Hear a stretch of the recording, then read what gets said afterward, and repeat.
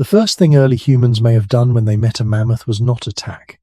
It may have been something quieter and more intelligent. They stopped. Before meat, before tools, before firelight stories, there was distance. A living mammoth was not a prize waiting to be taken. It was a mountain that breathed, remembered paths, protected its young, and could end a human life in a few seconds.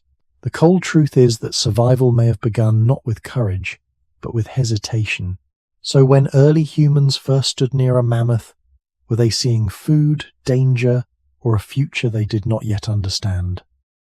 Before there was a hunt, before there was a story told beside a fire, before there was even a decision, there was the first distance between a human body and a mammoth body. That distance mattered. It was not empty space. It was the thin line between curiosity and death, between hunger and caution, between a possible future meal and a living animal that had no reason to become one. Early humans did not meet a mammoth as people in a later painting might imagine it, with spears already raised and a clear plan already formed. They met it first as a presence, a large shape moving across open ground, a dark back rising above grass, snow, or low shrubs, curved tusks catching weak light, heavy feet pressing marks into earth that a person could place both hands inside and still not cover. The first answer to what early humans did when they met a mammoth may be very simple, and for that reason easy to overlook. They watched. They allowed the animal to remain alive in front of them. They noticed its direction, its speed, its mood, its companions, and the space around it. For a small group of people, this was not weakness. It was intelligence. A mammoth was not a deer that could be startled toward a trap by one bold movement. It was not a small animal that could be taken by a quick throw. It was a giant herbivore with weight, memory, senses, and social life. A person who misunderstood that could be crushed before the group understood what had gone wrong. So the first meeting was likely not a dramatic moment of attack. At first, it was a moment of stillness, and that stillness carried knowledge. To stand near a mammoth meant that every person had to measure the animal against the body. Human skin was thin, human bones could break, human speed was limited. Even with stone tools and wooden shafts, a human was still a fragile animal in the presence of something enormous. This is the cold part of the story. Early humans did not survive because they were always braver than other creatures. They survived because they could pause long enough to read the world before entering it. When they met a mammoth, the first task was not to conquer the animal. The first task was to understand whether the animal had seen them, whether it felt threatened, whether there were young nearby, whether the ground offered cover, whether the wind carried their smell, and whether retreat was still possible. These are not small details. They are the beginning of the human relationship with the mammoth. In that first distance, the mammoth was still itself, not yet meat, not yet bone, not yet tool, not yet memory. It was alive, breathing, choosing its own path across an Ice Age landscape that humans did not control. This matters because the title asks what early humans did when they met a mammoth, and the honest answer must begin before any hunting story. It must begin with the meeting itself. A meeting is not the same as a kill. A meeting can end with silence. It can end with people backing away. It can end with the group following from far behind to learn where the herd travels. It can end with children being pulled closer, voices lowered, fire kept distant, and eyes fixed on the animal until it disappears beyond a ridge. For people living close to hunger, the sight of a mammoth may have stirred desire. A single dead mammoth could mean fat, meat, hide, sinew, bone, tusk, and many days of survival. But a living mammoth did not offer those gifts freely. It stood between promise and danger. That is why the first human act may have been restraint. Not the kind of restraint that comes from fear alone, but the kind that comes from attention. A group that rushed at every giant animal would not remain a group for long. A group that learned when not to move had already begun to think in a way that was larger than one moment of hunger. The mammoth forced humans to become patient. It demanded that they notice scale, timing, weather, terrain, and the behavior of other living beings. In this sense, The first meeting with a mammoth may have been one of the quiet classrooms of prehistory. No teacher spoke, no lesson was written. The animal itself was the lesson. Its size said, "Stay back." Its tracks said, "Remember this path." Its herd said, "This life is not alone." Its danger said, "Hunger must wait for knowledge."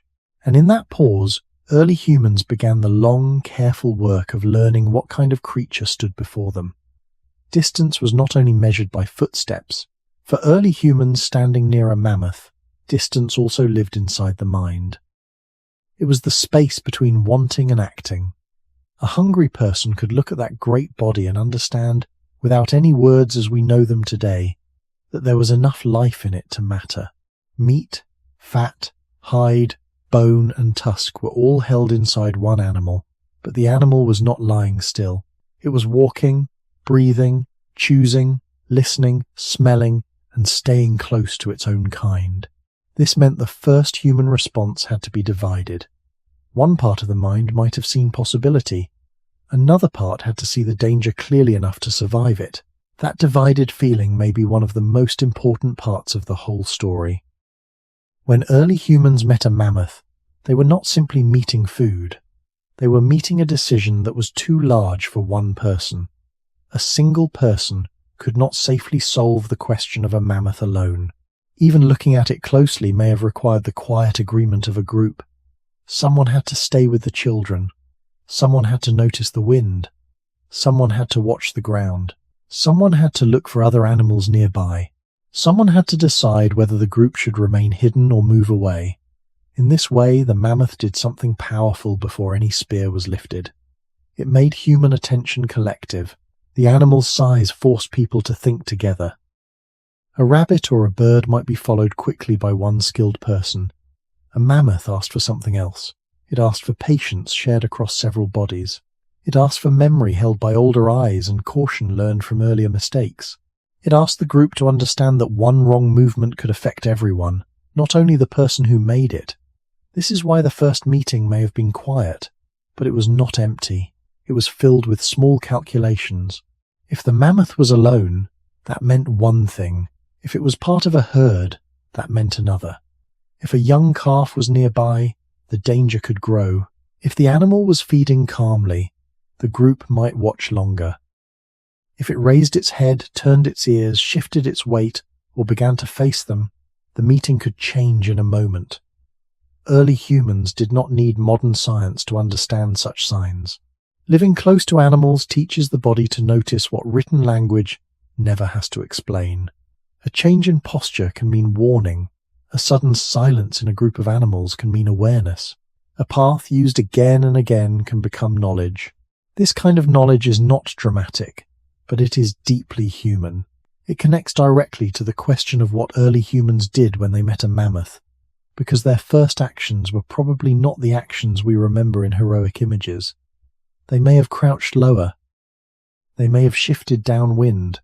They may have gathered closer together. They may have waited until the animal moved on.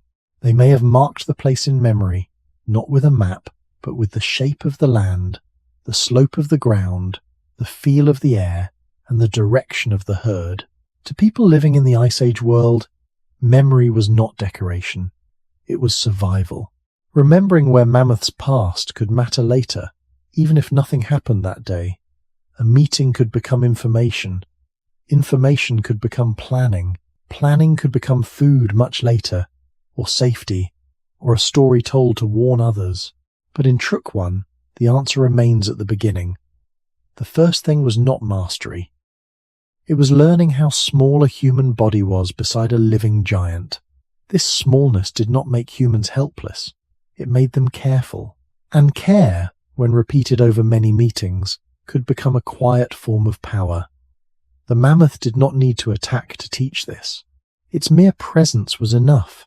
It stood in the open like a question too heavy to answer quickly. The people who survived were not the ones who treated that question as simple. They were the ones who allowed it to remain difficult.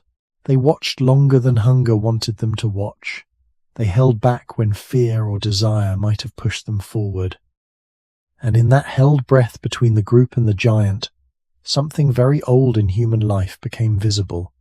Before humans learned what they could take from the mammoth, they had to learn what the mammoth could take from them. A first meeting with a mammoth did not need to end with anything visible. No chase, no kill, no broken spear, no feast. It may have ended with the animal simply walking away, leaving deep tracks behind it, and the humans remaining where they were, quieter than before. Yet that kind of ending should not be mistaken for failure. In a world where survival depended on noticing what happened before danger arrived, an uneventful meeting could still be valuable. The group had seen how the mammoth moved. They had seen how much space it needed. They had seen how the ground responded beneath its feet. They had learned that this animal was not just large in the body, but large in consequence. A mammoth could make people change direction. It could delay travel. It could draw attention from predators and scavengers. It could turn an open plain into a place where silence mattered. This is why the first answer to the title remains slow. What did early humans do when they met a mammoth?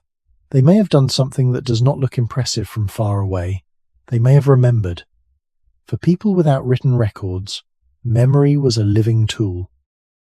A bend in a river, a frozen hollow, a stand of low trees, a slope where animals passed, the season when tracks appeared more often, the smell left on the wind after a herd moved through. These details could become part of a shared map inside the group. The mammoth, by its size and repetition, would have been difficult to forget. A deer might pass and vanish into ordinary hunger. A mammoth crossing the land could become a mark in the mind. Children who were pulled back from danger might later understand why. Older people who had seen mammoths before might carry warnings that younger people did not yet have. In this way, the mammoth entered human life before it entered human hands. It became a lesson passed quietly from body to body. Stay where the wind is right. Do not come close to the young. Do not confuse slowness with safety. Do not believe that size alone makes an animal careless. These are the kinds of rules that could grow from repeated meetings, even if no one spoke them as formal rules. The Ice Age world did not reward people for pretending to be stronger than they were. It rewarded those who could combine fear with attention. That combination matters deeply here, because the mammoth was both threat and possibility. If humans only feared it, they would learn nothing beyond avoidance. If they only desired it, they might die quickly.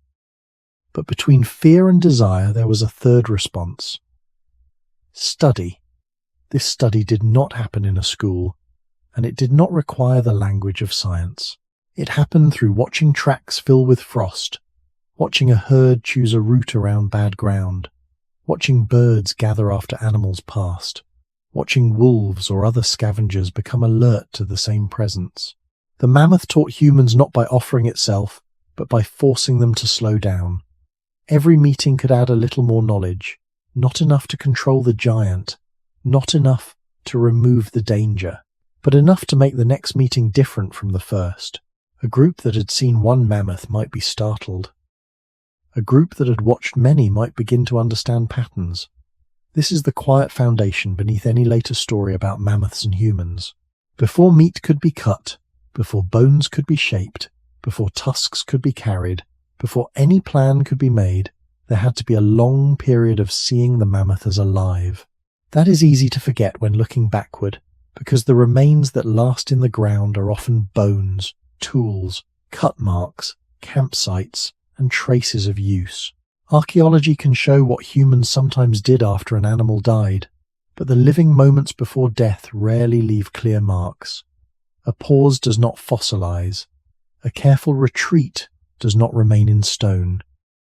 A group watching from far away leaves almost nothing behind. Yet those invisible moments may have been among the most important. They were the moments that kept people alive long enough to learn more. They were the beginning of a relationship that was never simple. Early humans met a mammoth first as a living boundary.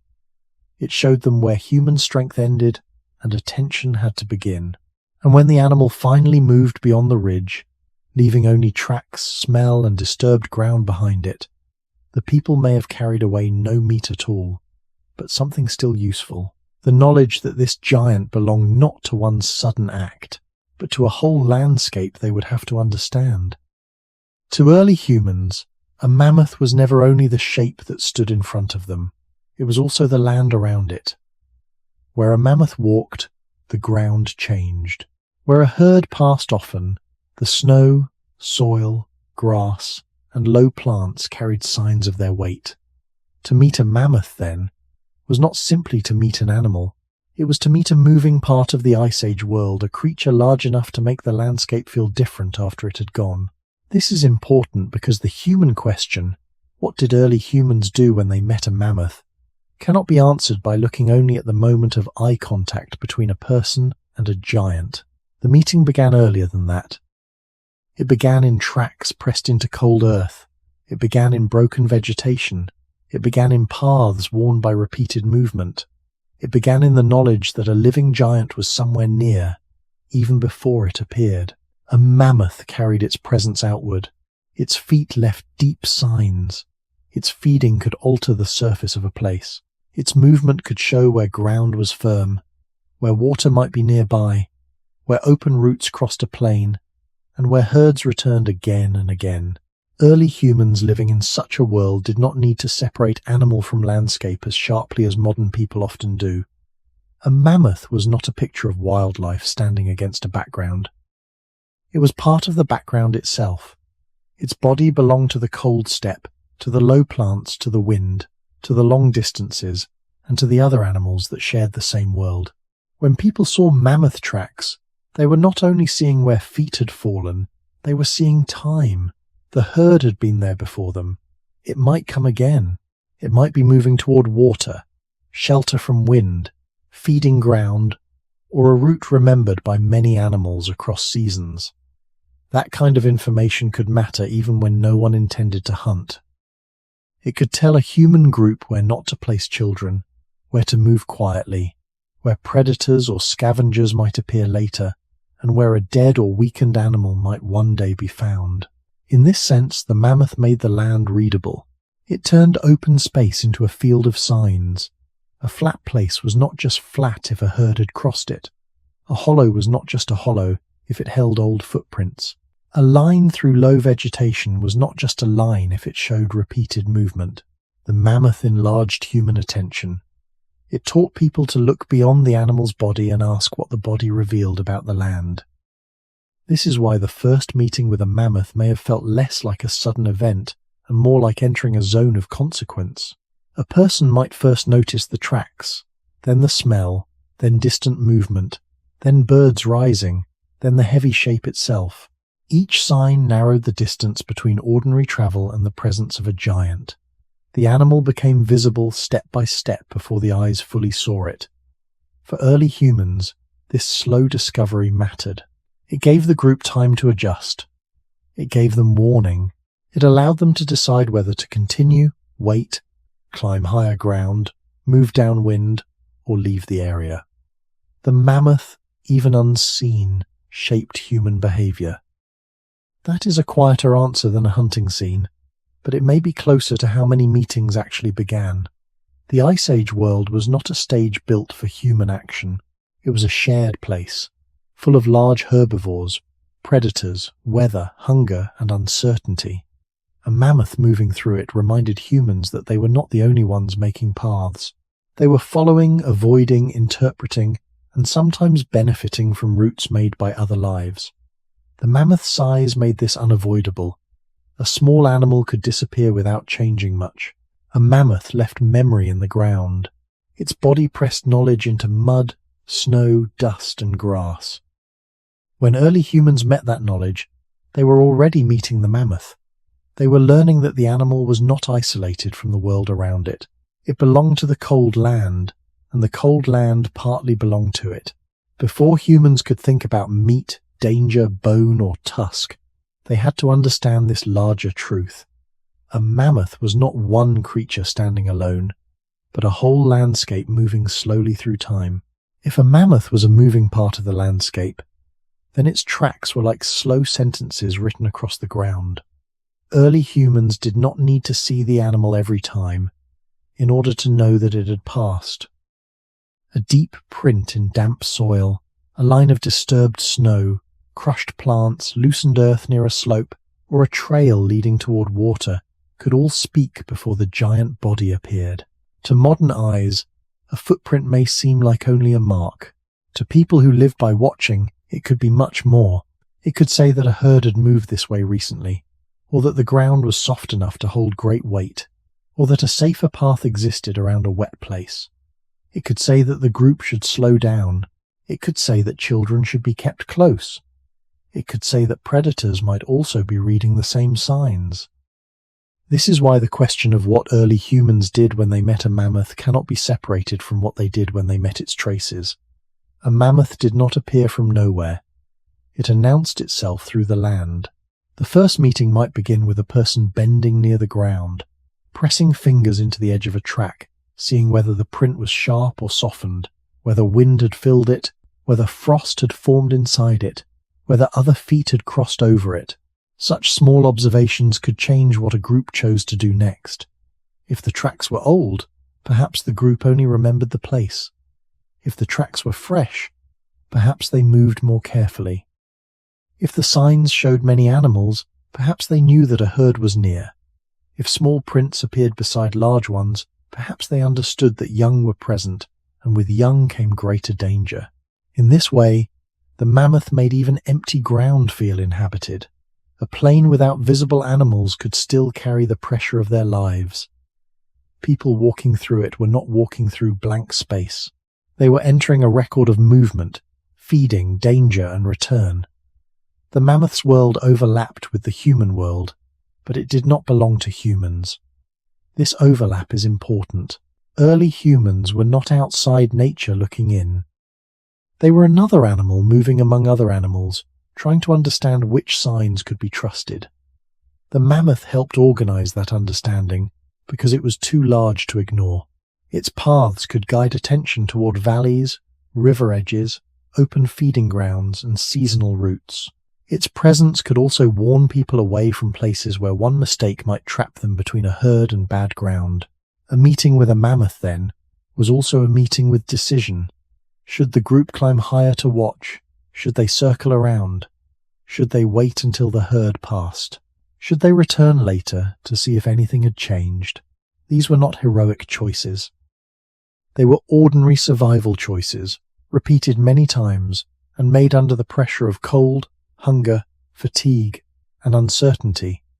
The mammoth did not need to be hunted in order to shape human life. It shaped movement simply by being there.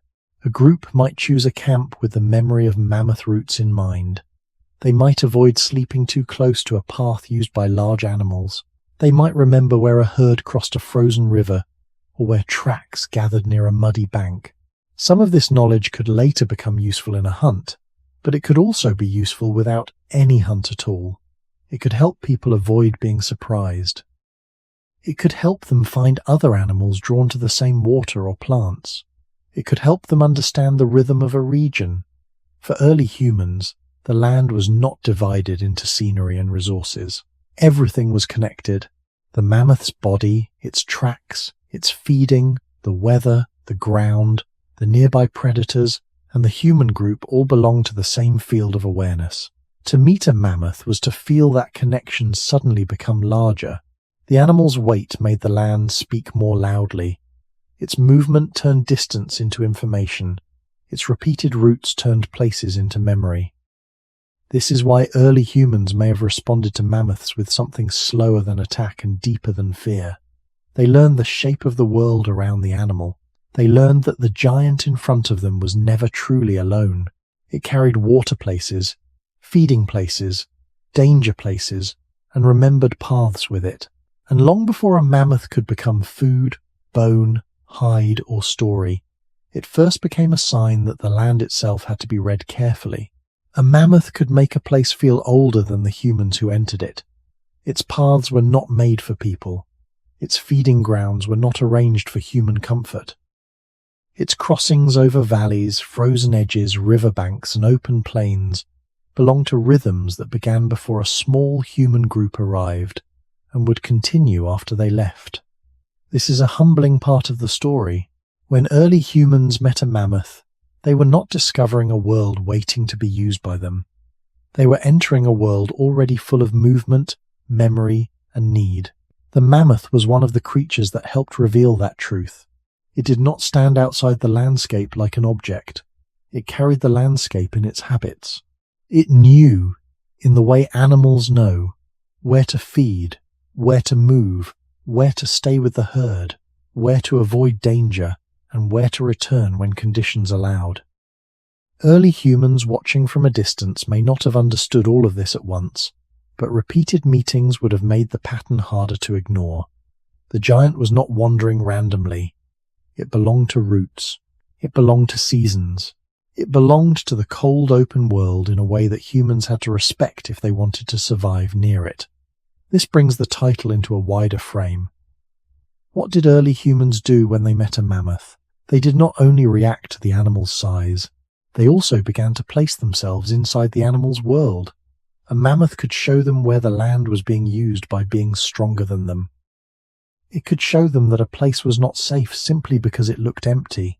It could show them that open ground might become dangerous if a herd came through, that a quiet river edge might be a crossing point, that trampled snow might lead to more than one animal, and that a valley could be shaped by repeated lives passing through it. For people who had no permanent walls, no written maps, and no control over the weather, this kind of knowledge was not background detail. It was a way of living. The mammoth helped turn landscape into memory. A group might remember a ridge because they once watched a herd below it. They might remember a hollow because a mammoth track held meltwater there.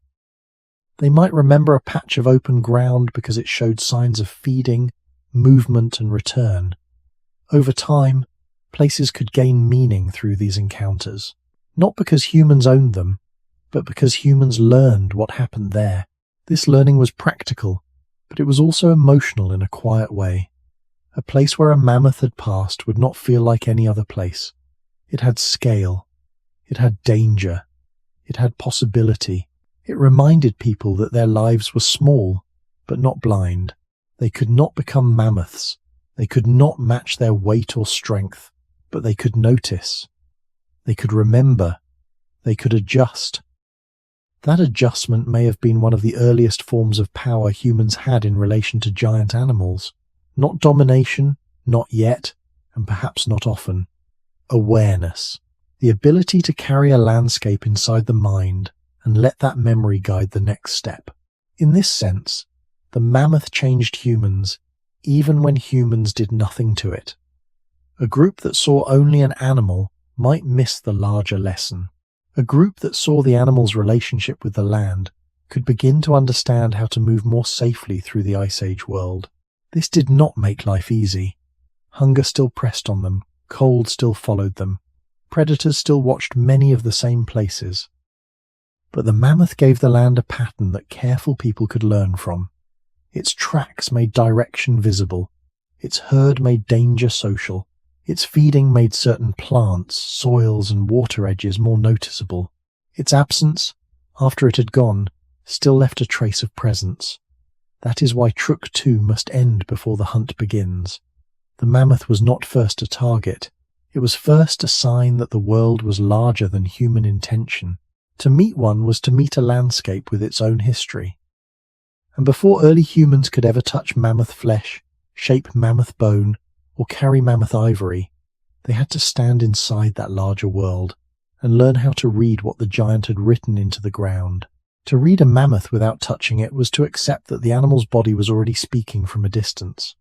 Early humans could not walk up to such a creature and test it with their hands. They could not treat it like a stone tool, a fallen branch, or the body of a small animal already taken. A living mammoth had to be understood before it was approached, and much of that understanding began with the eyes. The way the animal carried its head mattered. The way it stood with the herd mattered. The pace of its steps, the position of its ears, the nearness of young animals, the direction of its trunk, the stillness or restlessness of the group, all of these could become signs. A mammoth did not need to charge in order to warn people. It could warn them by stopping. It could warn them by turning. It could warn them by gathering closer to others. It could warn them by placing its body between humans and a calf. For people who lived among animals every day, these small changes were not empty movements. They were information. This is where the human meeting with the mammoth becomes more intelligent than a simple image of fear. Early humans were not only afraid of size, they were learning behavior. A frightened human who saw only tusks might run too soon or too late. A careful human who saw the whole animal might understand that danger was growing before it became visible as violence. This careful seeing was part of what early humans did when they met a mammoth. They read the living body. They watched whether the animal was feeding calmly or standing alert. They watched whether the herd continued moving or began to compress into a tighter shape. They noticed whether the wind blew from human bodies toward the mammoth, carrying scent ahead of sight. They noticed whether ravens, wolves, or other animals around the plain behaved differently near the herd. Nothing was separate. The mammoth was the center of a field of signs, and the human group had to read that field without making the mistake of becoming part of the danger too early. Even sound could matter. The heavy steps of a large animal on firm ground, the cracking of low branches, the shifting of snow, the movement of many bodies together. These things could tell people where a herd was before they saw it clearly. Mammoths, like elephants, were social animals, and although we must be careful not to pretend we know every detail of their daily behavior, it is reasonable to understand them as animals with group life, memory, and protective responses. That means early humans meeting them had to think beyond one body. A lone mammoth might mean one kind of risk. A herd with calves might mean another. An injured or weakened animal might mean possibility, but also unpredictability. A calm animal could become dangerous if the distance closed too quickly. The point is not that early humans always knew exactly what mammoths would do. They did not. The point is that they survived by treating uncertainty itself as something to read. When they met a mammoth, they were not asking only, "Can we take this animal?" They were asking, "Has it noticed us? Is it calm? Is it moving away? Is it guarding something? Is there room to retreat? Are we standing in its path? Is the ground open enough for us to escape if the meeting changes?" These questions may not have existed as modern sentences in their minds, but the body can ask questions before language makes them clear. A person pauses. A hand signals quiet. A child is held back. A step is not taken. Eyes move from tusks to feet, from feet to ground, from ground to herd, from herd to wind. This was not inaction. It was a form of action so small that later history often forgets it. Reading a mammoth from afar meant allowing the animal to remain powerful, while the human mind became patient. It meant understanding that knowledge could arrive before contact, and that sometimes the safest way to meet a giant was to let the space between bodies become a place of thought. In that space, early humans began to learn one of the oldest lessons of survival. A dangerous animal does not only matter when it attacks. It matters from the first moment it changes how everyone breathes, stands, listens, and waits. The living body of a mammoth could be read from a distance, but the animal also left another kind of message after it moved away.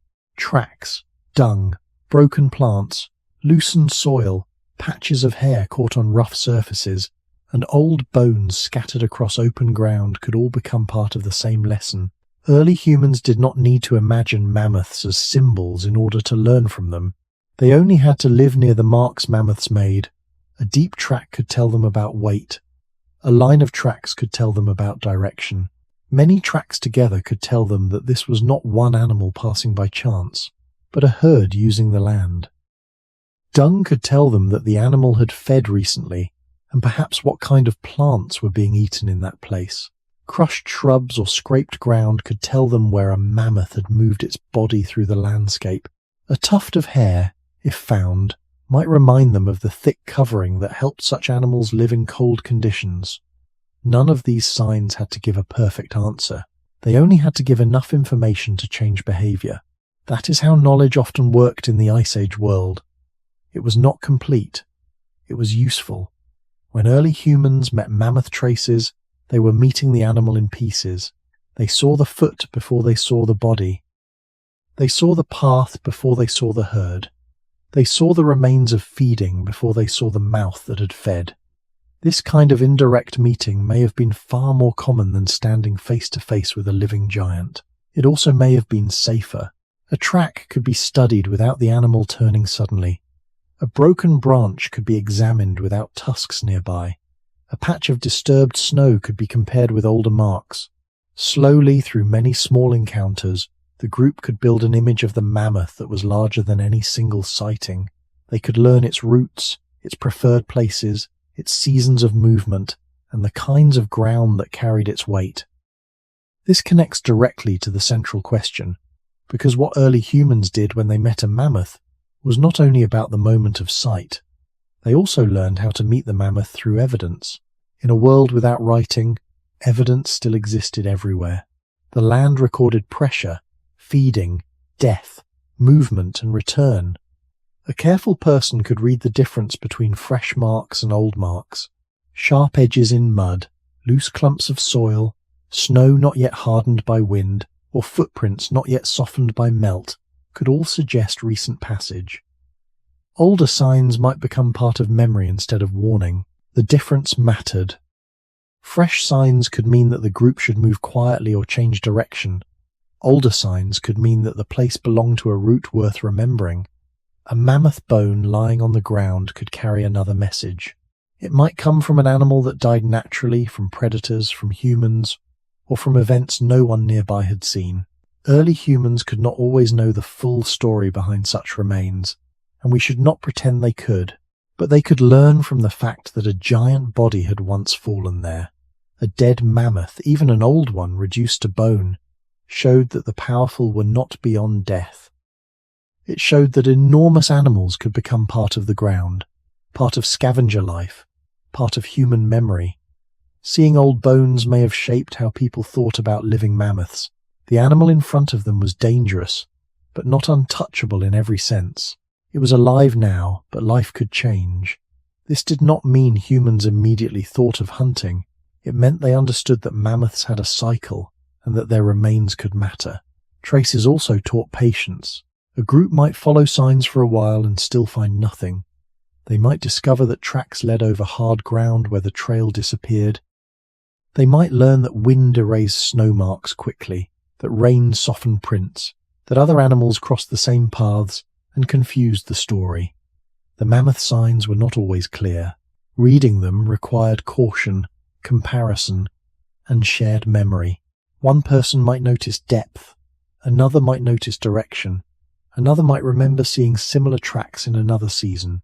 A child might be taught to stay away from fresh signs, not because every track meant immediate danger, but because fresh signs meant the giant world was close.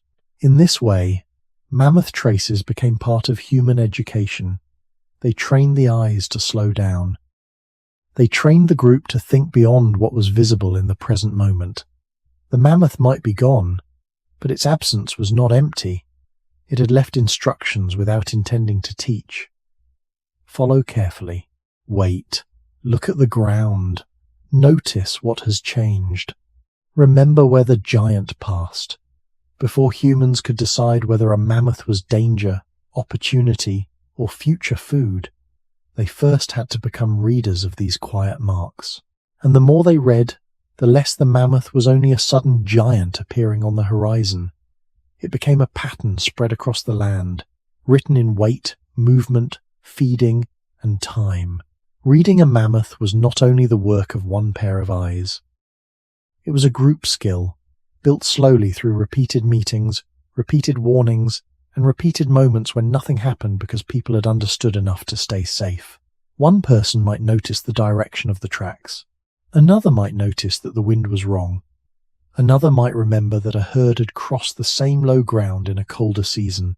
Someone older might know that a mammoth with a calf should not be approached, not because every detail of mammoth behavior was perfectly understood, but because experience had made caution feel necessary. In this way, the knowledge of mammoths did not belong to one hunter or one brave person. It belonged to the group as a form of shared attention. When early humans met a mammoth, They were also testing how well they could think together. A quiet gesture could matter. A hand lowered toward the ground could mean weight. A head turned toward the wind could mean scent. A body pulled closer to the group could mean danger is near. These signals did not need to be dramatic. They only needed to be understood by the people who depended on one another. The Mammoth made this shared understanding more important because the cost of confusion was high. If one person moved too soon, the whole group might be exposed. If one person failed to notice a calf, everyone might be placed in danger. If one person mistook old tracks for fresh ones, the group might waste energy. If fresh signs were ignored, they might walk directly into a herd before they were ready. This is why reading the Mammoth without touching it was not passive. It was active survival. It required restraint, memory, comparison, and trust. The group had to trust what others had seen. They had to carry past meetings into the present one. They had to allow earlier mistakes or warnings to shape the next step. The title asks what early humans did when they met a mammoth, and here the answer becomes clearer, though still not complete. They turned a dangerous encounter into shared knowledge. They made the animal readable together. The mammoth's body, tracks, dung, hair, feeding marks, and herd movements became pieces of a larger lesson. And that lesson was not only about mammoths. It was about how to live in a world where the largest beings were not human. This matters because human success in such a world did not come from strength alone. It came from noticing patterns across time. A mammoth seen once was frightening. A mammoth seen many times became part of a remembered landscape. A track seen once was a mark. A track seen in the same place across seasons became a route. A herd watched from far away became a warning, then a lesson, then perhaps one day a possibility. But that possibility had to wait. The group first had to learn the difference between what could be known and what could only be guessed. They could know that tracks were fresh or old. They could know that a herd was near or far. They could know whether the wind carried scent toward the animal. They could know whether the ground offered room to retreat. But they could not know everything. They could not know exactly how a mammoth would react if startled. They could not know whether another animal was hidden beyond the slope. They could not know whether hunger would make them reckless later. Honest survival meant respecting those limits. This is the quiet truth that keeps the story grounded. Early humans were intelligent, but they were not magic. They were observant, but not all-seeing. They could read signs, but signs could still mislead. A track could be partly erased. A herd could change direction. Weather could hide smell and sound. The same place that offered a view could also leave people exposed. So when they met a mammoth, one of the most important things they did was to live with uncertainty without pretending it had disappeared. They watched, compared, waited, and remembered. They used the land as a book, but they knew that some pages were missing. That careful uncertainty may be one of the deepest forms of wisdom in the whole relationship between humans and mammoths. Before humans could think about approaching a living mammoth, before they could think about a dead one, before they could think about meat, fat, hide, bone, or tusk, they had to become readers of risk. They had to understand that the giant was not only dangerous because it was strong, it was dangerous because it could not be fully predicted. And when Trook 3 ends, the mammoth is still alive, still distant, still powerful. The humans have not taken it. They have only learned how much must be understood before anyone even considers moving closer. The danger of a living mammoth did not come only from its tusks. It came from the whole fact of its body. A mammoth was heavy in a way that changed the meaning of distance. It did not need to be angry in order to be dangerous. It did not need to hunt people, or hate them, or understand them as enemies. It only needed to move, turn, step, panic, defend itself, or protect the young around it. For early humans standing near such an animal, this was a hard truth. The mammoth was not dangerous because it was evil. It was dangerous because it was alive, large, and not under human control.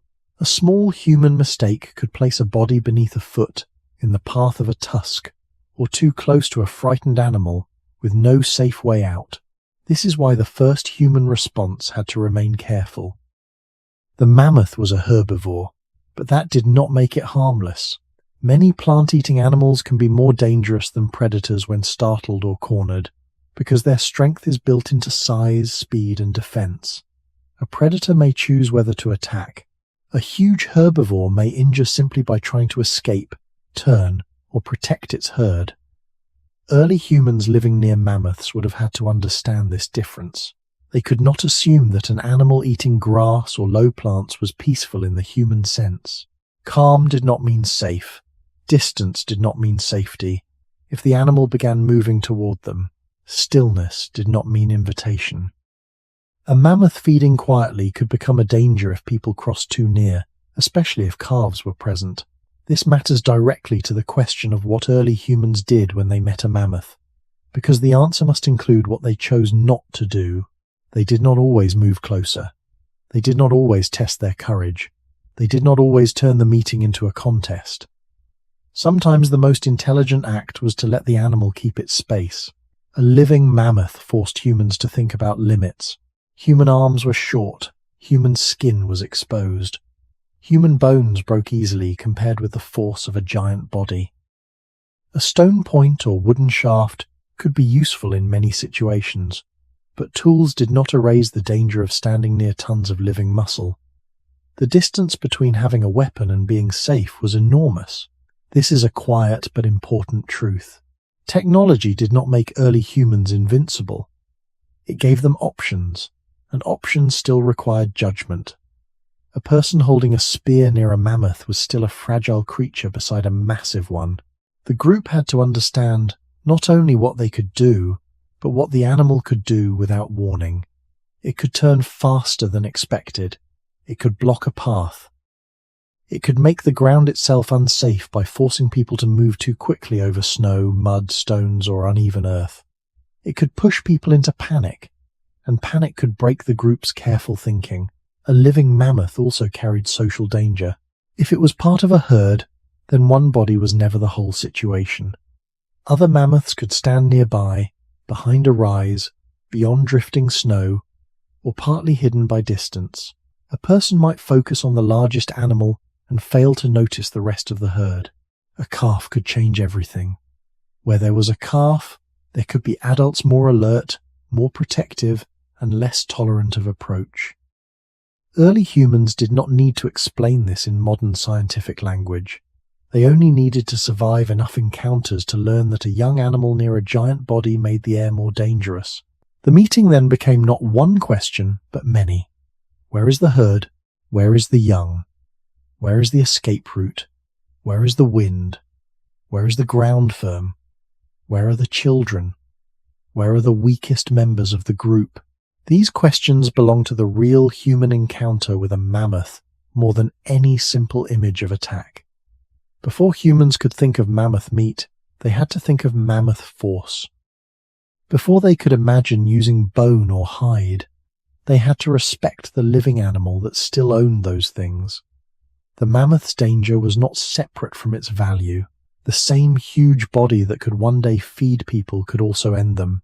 The same tusks that might later become material could first become weapons of defense. The same weight that made the animal worth noticing also made it impossible to treat carelessly. So when early humans met a living mammoth, their first wisdom may have been to understand that opportunity and danger were not two different animals. They were one animal, standing in the cold air, breathing slowly, while the human group decided how much closer the living world would allow them to come. The danger around a living mammoth did not stay inside the mammoth's body. It spread into the ground, the wind, the distance, and the choices of the human group. A safe place could become unsafe if the animal turned the wrong way. A clear path could become blocked by the herd. A slope that looked useful for watching could become difficult to descend quickly. Mud, snow, frozen soil, loose stones, and low brush could all change what danger meant. Early humans did not meet mammoths on a flat, empty stage. They met them in real landscapes, where a person could slip, where a child could stumble, where a heavy animal could move across ground, that human feet could not cross with the same confidence. This is why the question of what early humans did when they met a mammoth must include the land beneath both bodies. A mammoth's strength was not only in its muscles, it was also in the way its body made the space around it more serious. If people stood too close to a river edge, retreat might be limited. If they stood downhill from a moving herd, the danger could come faster than expected. If wind carried human scent toward the animals, the meeting might change before humans were ready. If the group became separated, the strongest members could not protect the weakest ones quickly enough. In such moments, fear itself could become another danger. Fear can sharpen attention, but it can also break it. A person who panics might run into open ground. Another might shout too soon. Someone might move toward a child without noticing that the mammoth has already changed direction. This does not mean early humans were foolish. It means they were human. Their bodies were made of breath, muscle, memory, and alarm, just as ours are. The presence of a living mammoth pressed on all of those things. It asked the group to remain calm while standing near a force that could not be controlled. That may have been one of the hardest parts of the encounter. Not killing the mammoth, not even approaching it, simply not losing the order of the group when the air changed. A living mammoth could make people feel the size of their own limits. It could remind them that courage without timing was not wisdom. A spear held too early could bring danger closer. A movement made for pride could expose everyone. A desire for meat could become deadly if it made the group ignore the calf, the herd, the ground, or the escape route. This is why restraint appears again and again in the honest answer. Early humans may have had tools, knowledge, and social cooperation, but the living mammoth forced all of those things to slow down. The group had to ask, not in modern words but in practical feeling, whether this was a meeting to continue or a meeting to end. Sometimes the answer may have been to leave. That choice should not be treated as failure. Leaving could preserve the group. Leaving could protect children. Leaving could save strength for a better moment. Leaving could turn a dangerous encounter into information for another day. In a hard world, survival often depended on refusing a bad chance. A mammoth that was too alert, too close to young, too protected by the herd, too near dangerous ground, or too unpredictable, was not an opportunity. It was a warning. This connects directly to the title, because early humans did many things when they met mammoths, and one of the most important may have been deciding when not to act. We often remember human history through the things people made or took, because tools, bones, marks, and remains can last, but decisions not to approach rarely leave evidence. A group that backed away safely left little behind for us to find, yet such choices may have happened countless times. They are part of the real relationship between humans and mammoths, even if they are nearly invisible. The mammoth's living danger taught humans that the world did not become useful just because humans were hungry. A great animal had its own life, its own fear, its own herd, and its own right to space in that ancient landscape. To survive near it, people had to make themselves smaller in the moment, not because they were without intelligence, but because intelligence sometimes begins by accepting that the body cannot win by force. The living mammoth was a boundary. It showed humans where a step should stop. It showed them that power could be respected before it was challenged. And in the cold space between wanting and retreating, early humans may have learned that not every meeting with a giant was meant to become a story of taking. The living mammoth forced early humans to understand a truth that hunger alone could never teach. Some things in the world were useful only after they had stopped being dangerous. A mammoth could become meat, fat, hide, bone, sinew, and ivory, but not while it stood alive in front of them with its herd, its strength, and its own will to survive. This difference mattered. It separated the living encounter from the later human use of the animal. A mammoth that was breathing was not yet a resource. It was a presence. It had direction. It had fear. It had awareness. It had the power to change the whole shape of a human day. To forget that would be to mistake possibility for possession. Early humans, if they survived near mammoths for generations, must have learned that the living animal could not be treated like the remains of an animal already dead.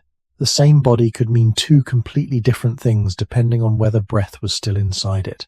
This is one of the quietest and coldest parts of the answer to the title. When early humans met a mammoth, they may have first had to decide whether the meeting belonged to life or death. If the mammoth was alive, calm, strong, and surrounded by others, the wisest response could be distance. If it was wounded, trapped, weakened, isolated, or already dead, the meaning of the encounter could change. But that change could not be forced by wishful thinking. Wanting meat did not make a living mammoth safe. Wanting bone did not make tusks harmless. Wanting fat did not remove the risk of a herd defending itself. So the human mind had to hold two truths at once. The mammoth was valuable, and the mammoth was dangerous. Neither truth erased the other. This may be why mammoths occupied such a powerful place in the world of Ice Age people. They were not small problems. They were not simple gifts. They were enormous living questions that could not be answered quickly. The group that saw one had to let its attention widen. It had to see the animal, the herd, the calves, the slope, the wind, the route of retreat, the age of the tracks, the presence of other animals, and the condition of every person in the group.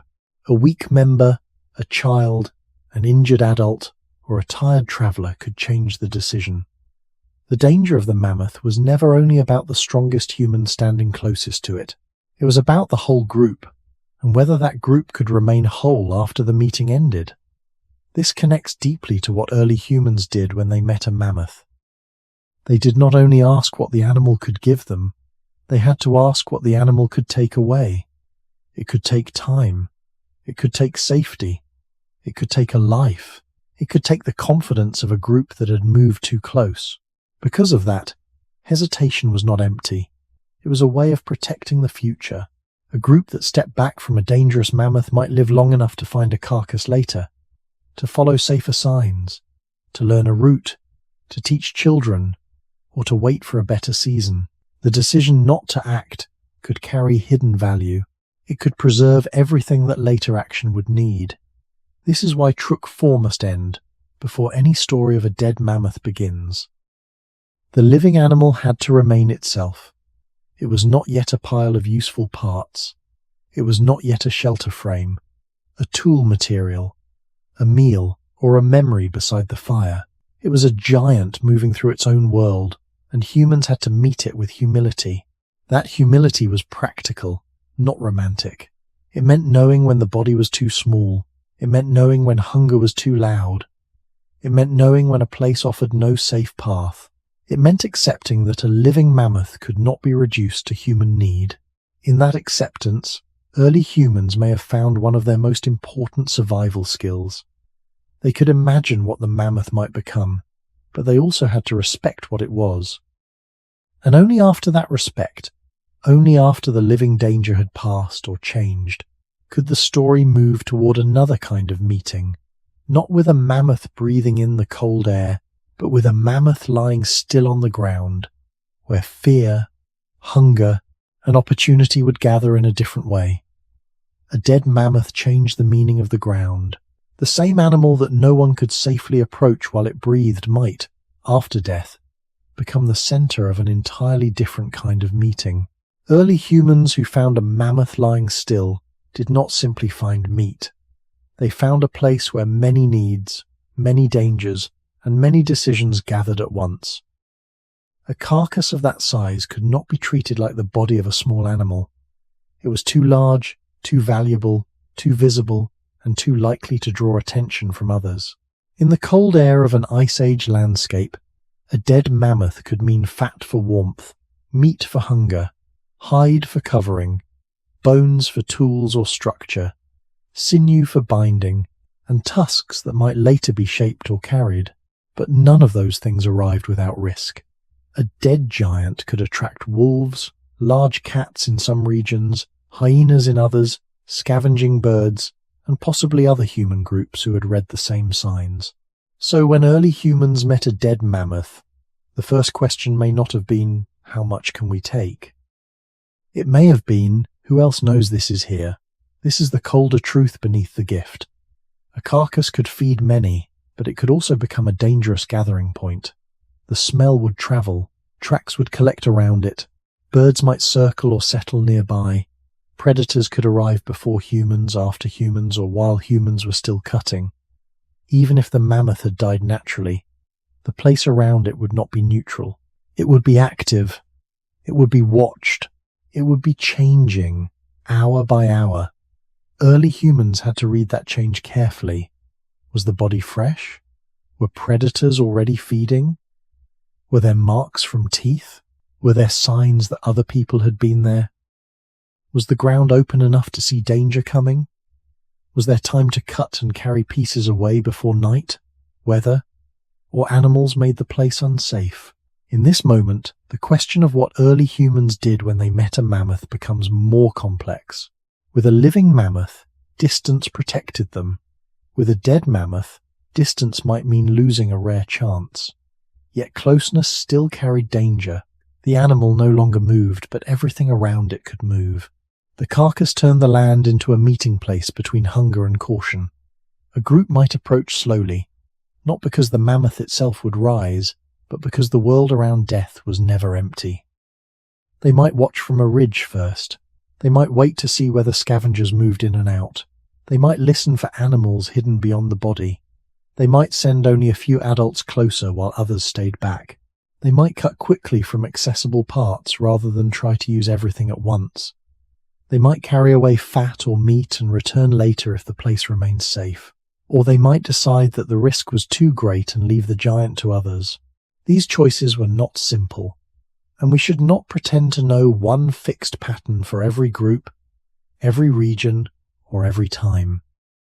But it is reasonable to say that a dead mammoth presented one of the largest opportunities early humans could encounter. It also required one of the clearest forms of judgment. The body was no longer a living boundary, yet it still demanded respect. A careless group could be surprised by predators.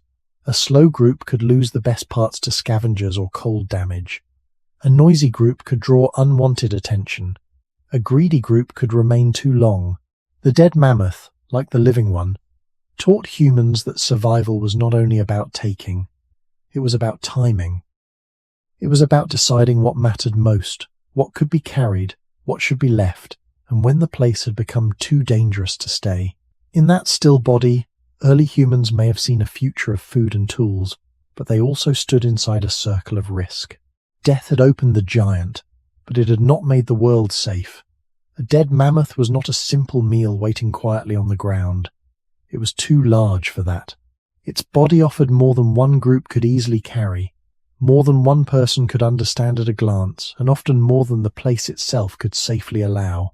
Early humans who came near such a carcass had to think in layers. The first layer was danger. What animals were nearby, how fresh the body was, whether the place could be watched, whether the group had enough time before darkness, weather, or scavengers changed the situation.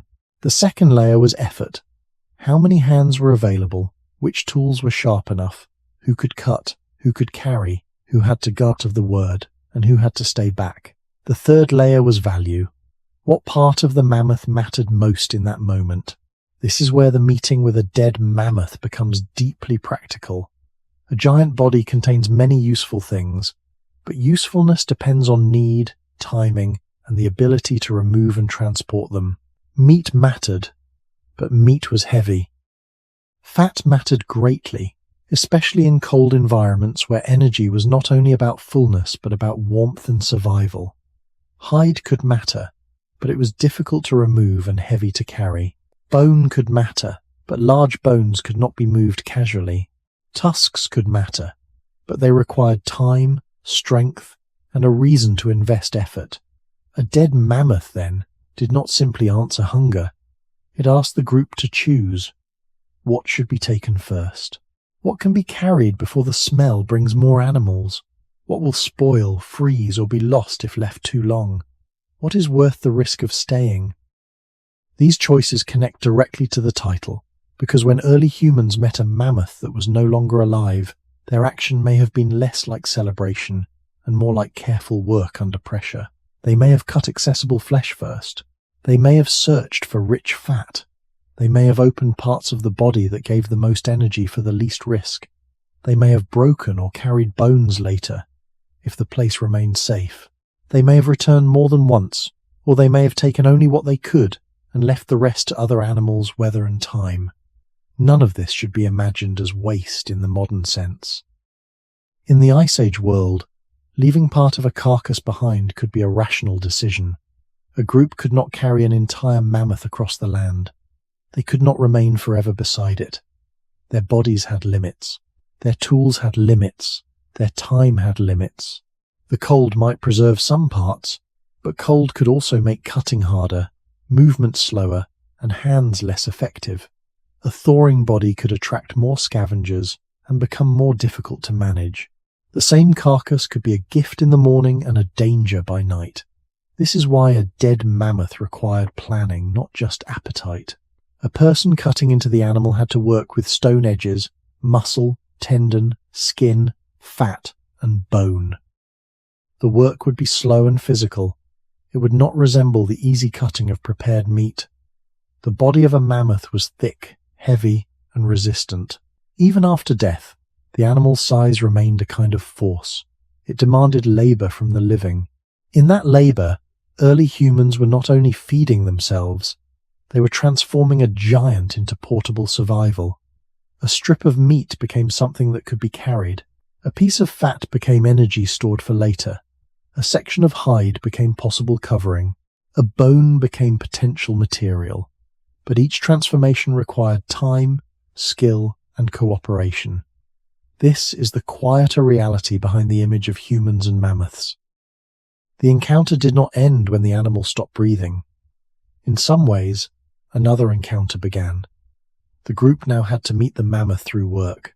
They had to decide where to cut, what to lift, what to leave, when to stop, and how to move away without losing what they had gained. A dead mammoth changed everything, but it did not make survival easy. It offered abundance in a world where abundance was rare, and because it was rare, it had to be handled with care. Early humans who found such a body may have felt hunger, relief, tension, urgency, and caution at once. They had to keep watching the horizon while their hands entered the giant. They had to think of the people waiting behind them, the animals that might be approaching, and the next cold night that still had to be survived. The mammoth had become still, but the human mind could not become still. It had to choose quickly, remember clearly, and carry away only what life allowed. A dead mammoth could hold a group in place longer than was safe. That was part of its power. The body lay still, but the promise inside it kept speaking to hunger. There was more meat than could be carried in one trip, more fat than a small animal could ever offer, more hide, bone, tendon, and ivory than a human group could easily ignore. To walk away from such abundance must have been difficult, yet staying too long could be dangerous. This is the quiet tension at the center of a dead mammoth. It gave, but it also demanded judgment. Early humans who found one had to decide not only how to begin, but how to stop. That may sound simple, but in a cold world where food could never be taken for granted, stopping could be one of the hardest decisions. The group might have cut what they could reach.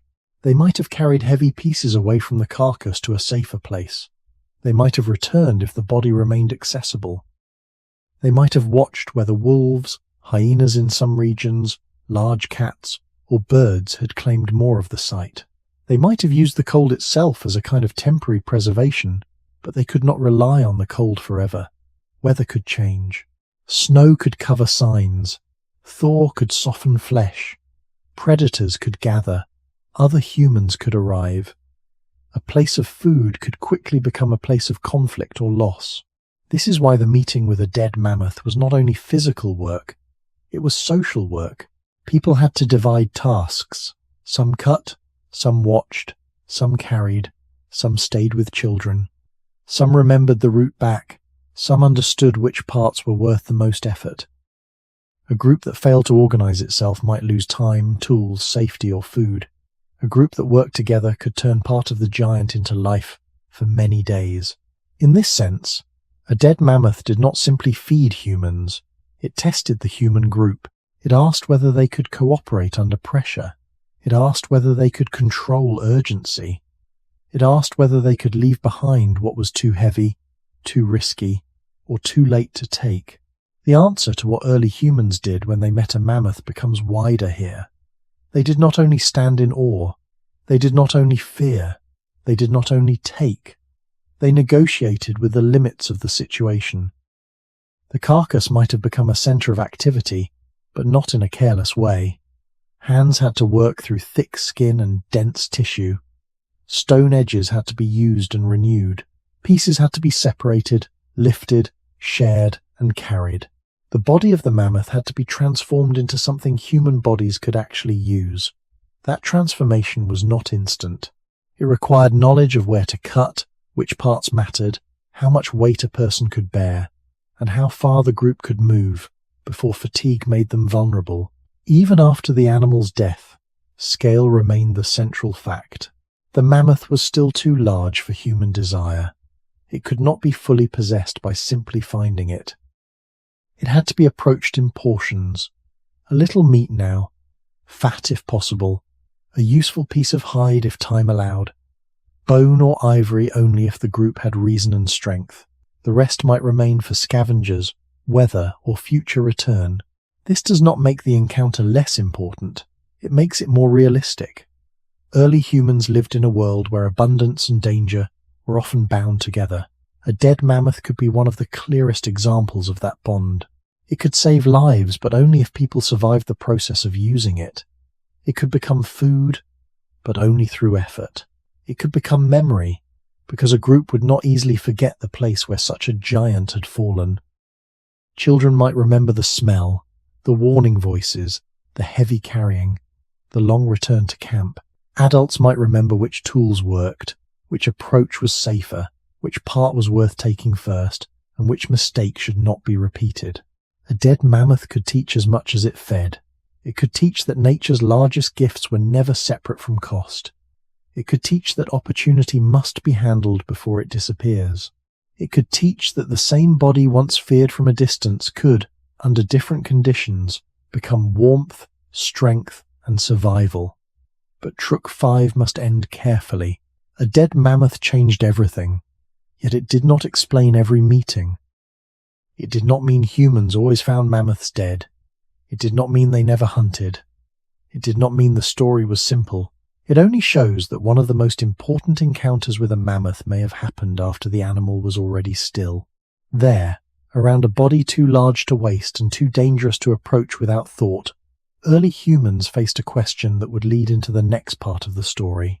If a dead mammoth could change a group's life so deeply, what would it take for humans to ever plan against a living one? If early humans ever chose to move from watching a mammoth to planning against one, that change did not happen in a single brave moment. It would have begun slowly, inside memory, inside repeated observation, inside the knowledge that a living mammoth could not be treated like ordinary prey. The idea of hunting such an animal, where it happened, must be handled carefully.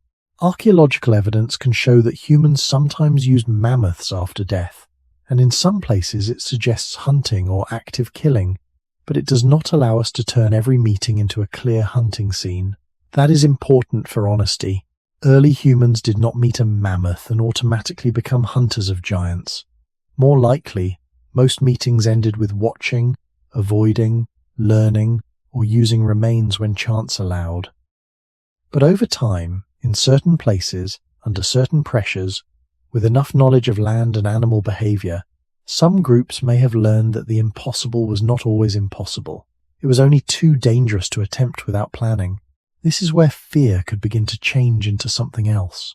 Not the absence of fear, but fear organized into attention. A group considering a living mammoth had to know more than where the animal stood. They had to understand the ground around it. Was there soft mud, deep snow, a narrow passage, a riverbank, a slope, a natural barrier, or a place where movement could be limited? Was the mammoth alone, injured, young, old, or separated from a herd? Were there calves nearby that would make adults more protective? Was the wind carrying humans sent toward the animal? Could the group withdraw if the animal turned? Could everyone hear or see the same signals? These questions show why the title, "What Did Early Humans Do When They Met a Mammoth?" cannot be answered with a simple image of spears in the air. Before any weapon mattered, the situation mattered. A spear in the wrong place was only a fragile object near a giant body. A stone point, a wooden shaft, or a cutting tool became useful only when joined with timing, terrain, and cooperation. Planning meant seeing the mammoth not as a single target, but as a moving problem too large for one person. A single human body could not safely decide the matter. The group had to become the tool. Some people might watch. Some might guide movement. Some might stay away from the most dangerous space. Some might protect the young or keep distance from the herd's path. Some might carry weapons. Some might be ready to leave if the situation changed. The strength was not in one dramatic strike, but in shared control. This does not mean the plan always worked. It does not even mean most plans were attempted. A mammoth could turn uncertainty into disaster. A group might prepare and then decide not to continue. They might follow signs for days and never find the right moment. They might see a weakness in an animal and still judge the ground too dangerous. They might approach only to retreat when the herd shifted. These unfinished actions would leave little evidence behind, but they may have been a large part of real life. Planning against a mammoth included the decision to abandon the plan. That too was intelligence. The living giant forced humans to separate desire from judgment. Hunger could say go closer. Memory could say wait. Fear could say flee. Experience could say watch the feet, watch the wind, watch the herd, watch the ground. In the slow pressure between those voices, a plan might form. Not a modern plan drawn on a surface. Not a perfect strategy with guaranteed success, but a shared intention carried in gestures, memory, and movement. Early humans may have looked at a mammoth and seen not only danger or food, but conditions. If the animal moves there, if the ground holds, if the herd opens, if the wind stays with us, if everyone remains together, then perhaps something can be attempted. That word, perhaps, is important. It keeps the story honest. The mammoth was never reduced to certainty. It remained powerful, unpredictable, and alive. Yet human intelligence grew in the space where certainty was missing. From fear came distance. From distance came observation. From observation came memory. From memory, in rare and difficult moments, came planning. And the first step of that planning was not to imagine victory, but to understand how easily the giant could still win. A plan against a living mammoth, if a group ever chose to make one, had to begin by making the giant less impossible without pretending it was small. That was the delicate balance. Early humans could not remove the mammoth's size, but they could choose where size mattered less and where human attention mattered more. Open flat ground gave the animal too much power. Bad ground could give humans a little more time. A slope, a muddy edge, deep snow, a narrow passage, a riverbank, or uneven terrain might change the shape of the risk. These places did not make the mammoth helpless. They only changed the conditions enough for human thinking to become part of the encounter. This is important because the question is not simply whether early humans hunted mammoths. The better question is what kind of situation had to exist before anyone could even consider it. A strong mammoth in the open, close to its herd, alert and calm, would not be the same as an isolated, weakened, trapped, injured, or confused animal. Human opportunity often begins where animal certainty weakens.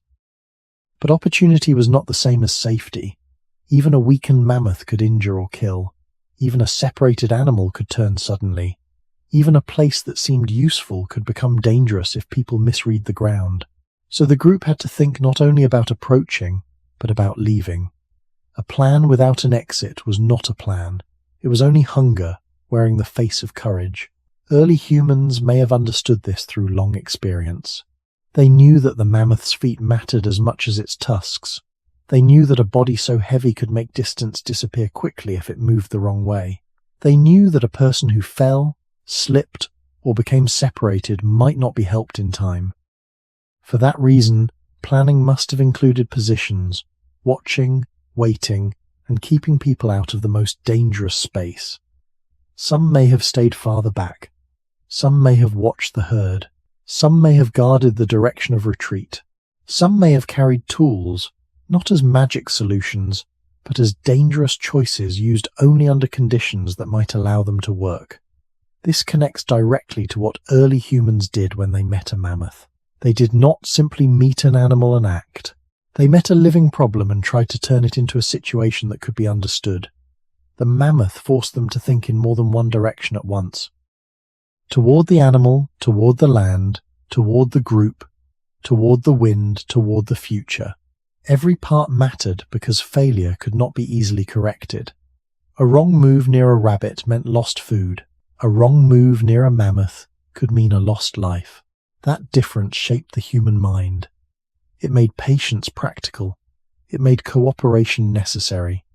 It made timing more valuable than speed.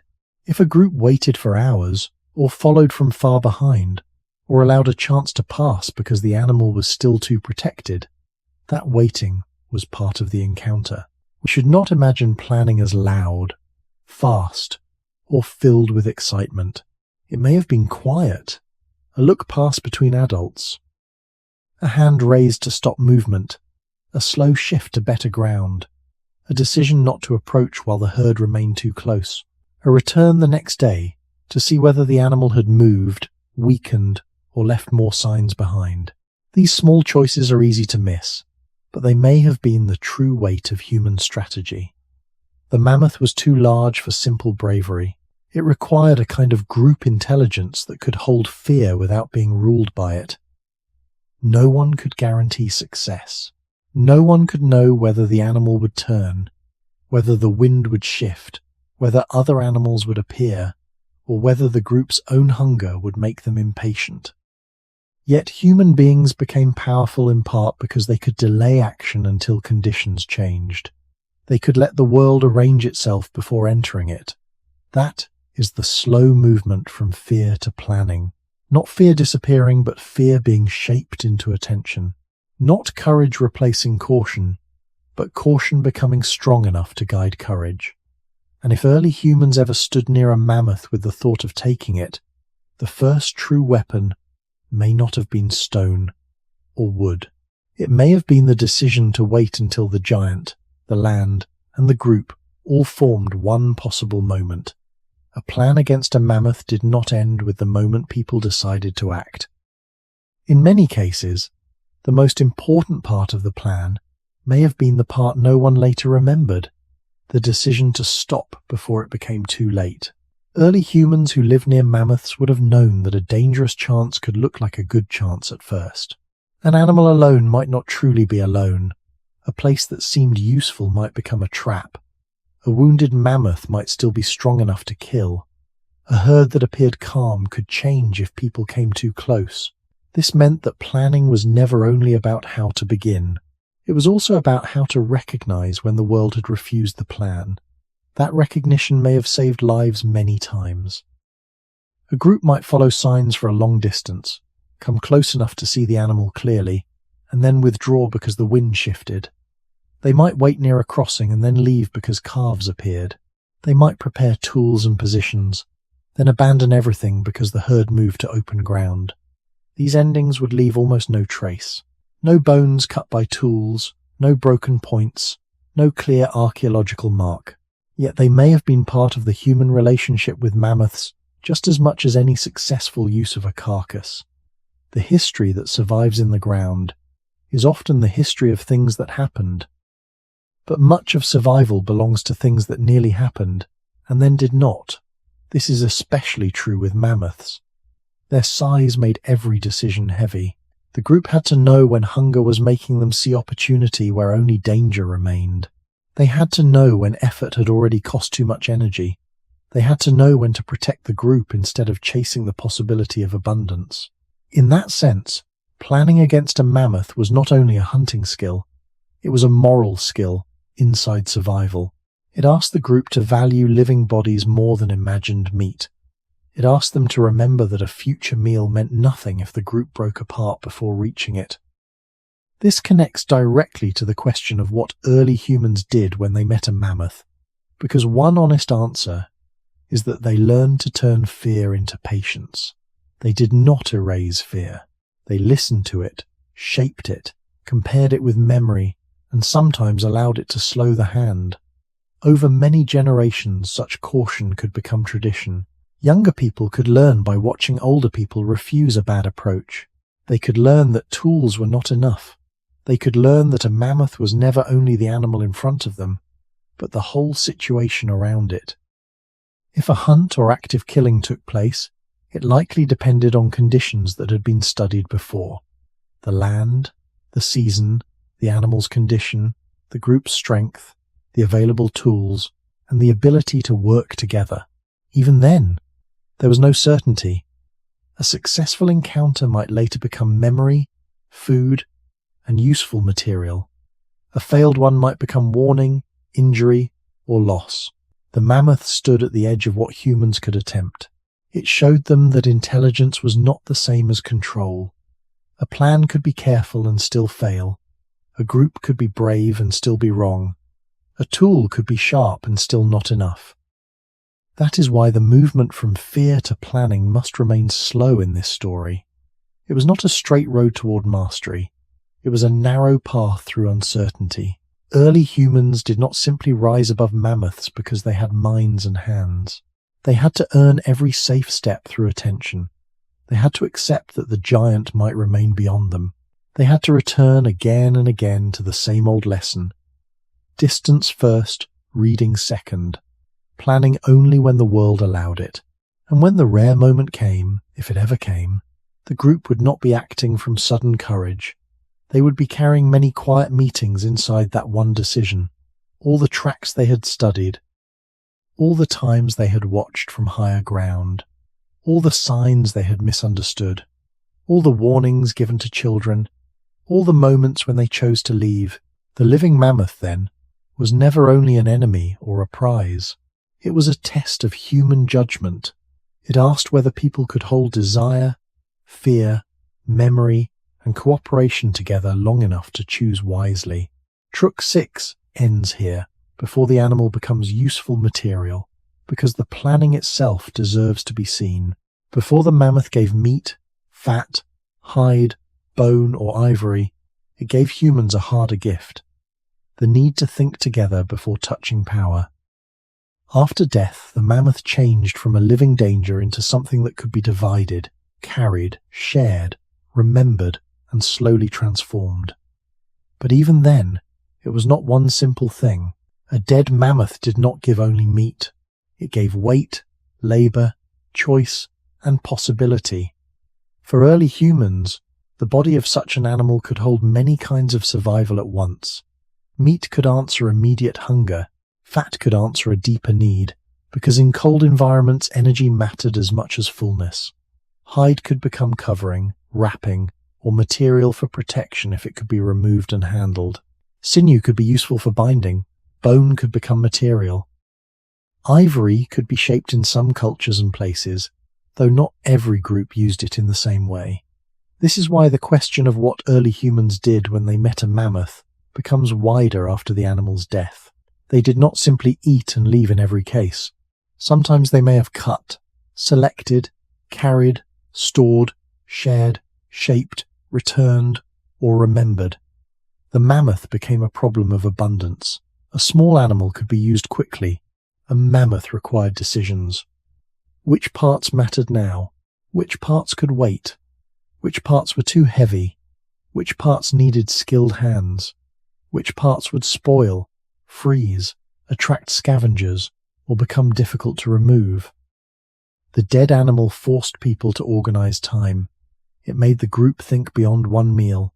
A piece of meat could feed the body tonight. A larger store of meat could affect several days. Fat could become strength for movement, warmth, and endurance. A hide, if successfully taken and prepared, could matter beyond the moment of eating.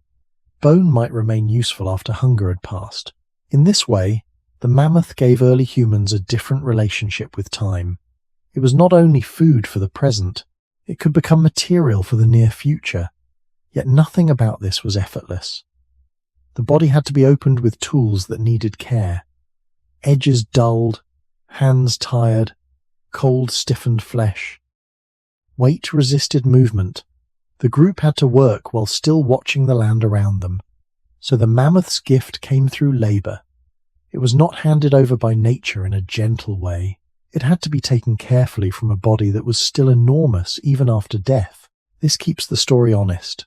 The mammoth did not become useful because humans imagined it useful. It became useful only when people had the knowledge, strength, tools, cooperation, and time to turn parts of it into survival. Early humans meeting such a body were dealing with scale at every step. A strip of meat was useful because it could be moved. A large section might be valuable, but impossible to carry far. A bone might be strong, but strength could also make it difficult to break or transport. A tusk might be remarkable, but removing and carrying it required effort and purpose. The group had to reduce the giant into human-sized pieces. That act itself tells us something important about the human place in the Ice Age world. Humans did not defeat size by becoming large. They dealt with size by dividing it, sharing the work, remembering what mattered, and carrying away what life allowed. A dead mammoth could therefore become many things, but only in stages. First it was a site of danger and opportunity. Then it was work. Then it became food, covering, tool material, memory, and perhaps a reason for returning to a place. Around such a body, the group may have felt the strange quiet of abundance mixed with pressure. There was more than they could take, and that meant they had to accept limits, even in a moment of plenty. This is one of the most human parts of the mammoth encounter. The animal was too large for a single appetite. It had to be shared across bodies, across tasks, across time. The mammoth after death showed early humans that survival was not only found in courage or strength, but in transformation. The living giant had demanded distance. The dead giant demanded organization.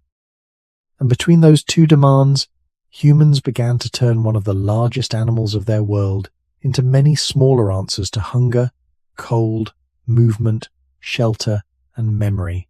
What a mammoth gave after death was not limited to the first cutting of meat. The most obvious gift was food, because hunger speaks first and loudly. But after the first hunger came other needs, quieter and longer lasting.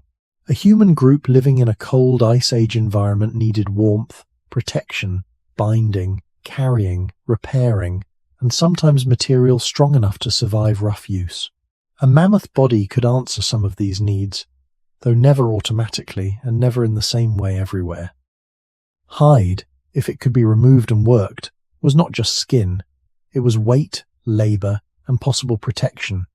It could cover, wrap, shield, or help separate a human body from wind and ground. Sinew could become cordage or binding material when properly prepared. Bone could become raw material for tools, supports, or other practical objects. Ivory, especially from tusks, could be shaped by some upper Paleolithic peoples into objects of use or meaning. These possibilities remind us that when early humans met a dead mammoth, they were not meeting a single answer. They were meeting a store of different futures, each one requiring time and knowledge to unlock. This matters because the title asks what early humans did when they met a mammoth. By Trook 7, the answer has become more layered. They might have watched the living animal from a distance. They might have read its tracks. They might have avoided it. They might have used a carcass if they found one. And after that, if safety and conditions allowed, they might have transformed parts of the animal into things that lasted beyond the meal. That transformation is important because it shows the difference between eating from nature and working with nature. Eating solves the present. Material use extends the present into tomorrow. A piece of hide carried away from a mammoth could matter later, when the wind rose. A length of sinew could matter later, when something needed to be tied, repaired, or held together.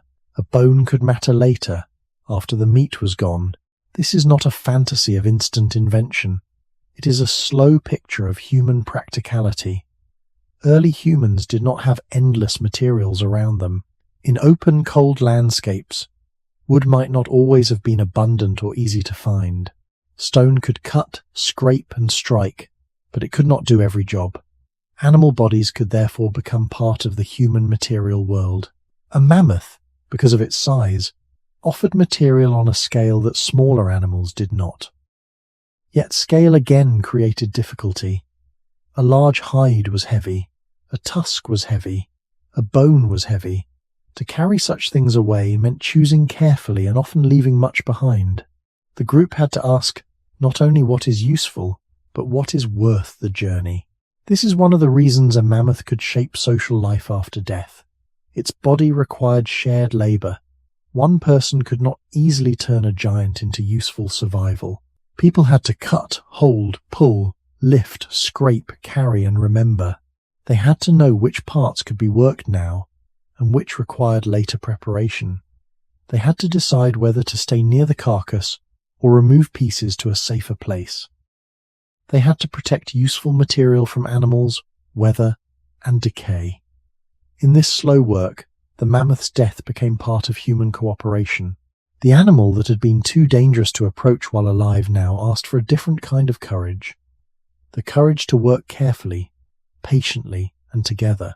It is easy to imagine the meat, because meat is direct, but the longer story of a mammoth after death may lie in these quieter materials. A tool repaired with animal sinew, a covering made warmer by hide, a bone kept because it might later be shaped, a tusk section carried because someone saw future value in it. These are not dramatic scenes, but they answer the central question more honestly than a single hunting image. What did early humans do when they met a mammoth? They learned to see more than the body in front of them. They learned to see possible uses unfolding over time. The mammoth became food, but also work. It became danger, but also material. It became something too large to take whole, but rich enough to change what the group could do next. And in that slow transformation, early humans showed one of their most important abilities, not simply to survive one moment, but to carry part of that moment forward into another day. What a mammoth gave after death did not end when the last piece of meat was carried away. Some of what it gave entered the body as food, some entered the hands as material, but some entered the memory of the group, and memory may have been one of the most important things early humans carried from such a meeting. A mammoth carcass was too large, too difficult, and too dangerous to become an ordinary event. People would remember where it was found, how fresh it was, which animals came near, which tools worked, which parts were worth taking first, and how much weight could be carried before the return became unsafe. They would remember who watched the horizon, who cut, who lifted, who grew tired, who made a mistake, and who noticed danger soon enough. In a world without writing, this kind of memory was not separate from survival. It was survival stored inside people. The next time the group found mammoth tracks, old bones, circling birds, or a smell carried by wind, they would not be meeting the signs as beginners. They would be meeting them with the memory of what a dead giant had once meant. This connects directly to the question of what early humans did when they met a mammoth. They did not only react in the moment, they carried the encounter forward. A living mammoth taught distance. A dead mammoth taught transformation, but the memory of both taught judgment. The group could remember that abundance was real, but never simple. They could remember that a mammoth could feed many people, but also hold them too long in a dangerous place.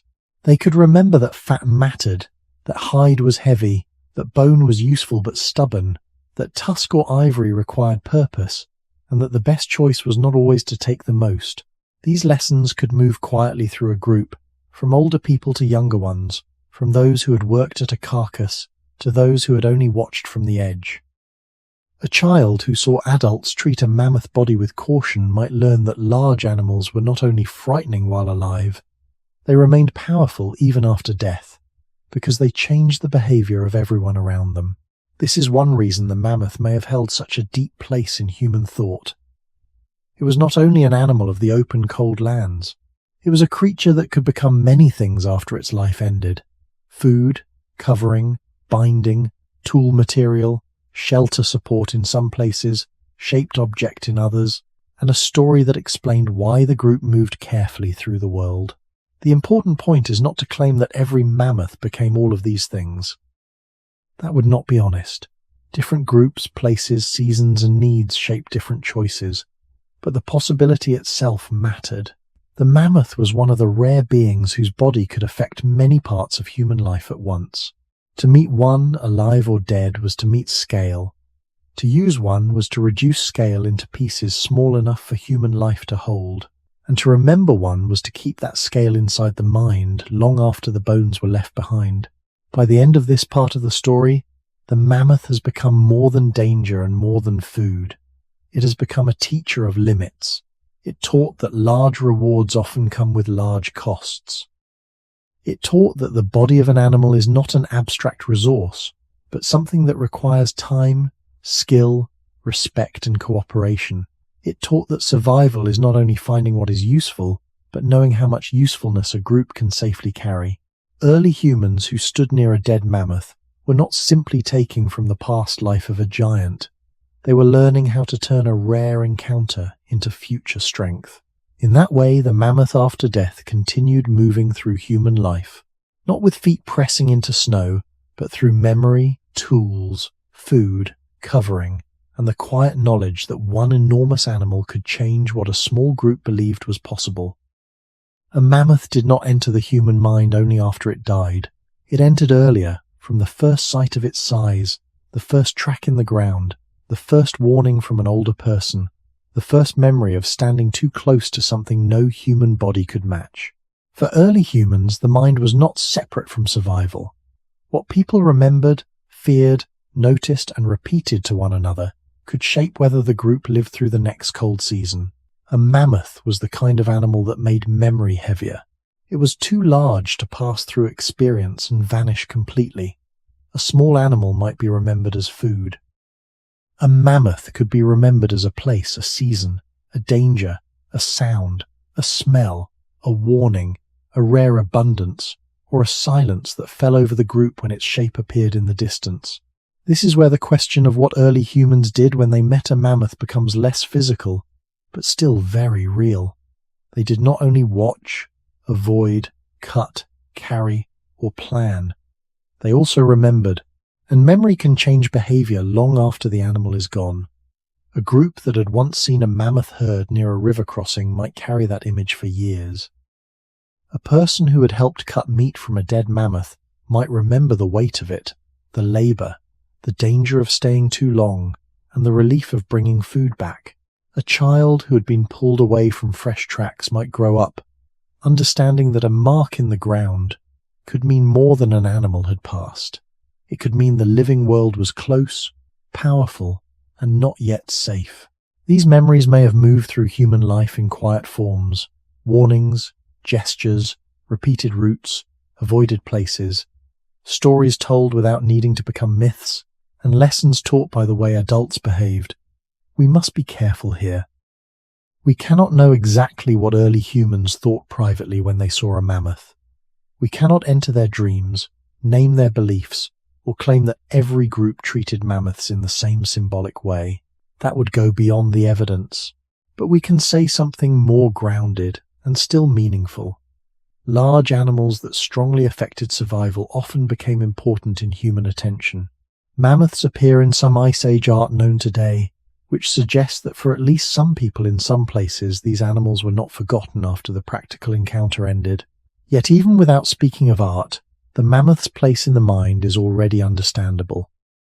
Any creature that could kill, feed, clothe, supply material, shape movement, and change the meaning of a landscape would naturally become part of the inner world of the people who lived near it. The mammoth was not only remembered because it was huge, it was remembered because its hugeness touched many parts of life. Hunger remembered it. Fear remembered it.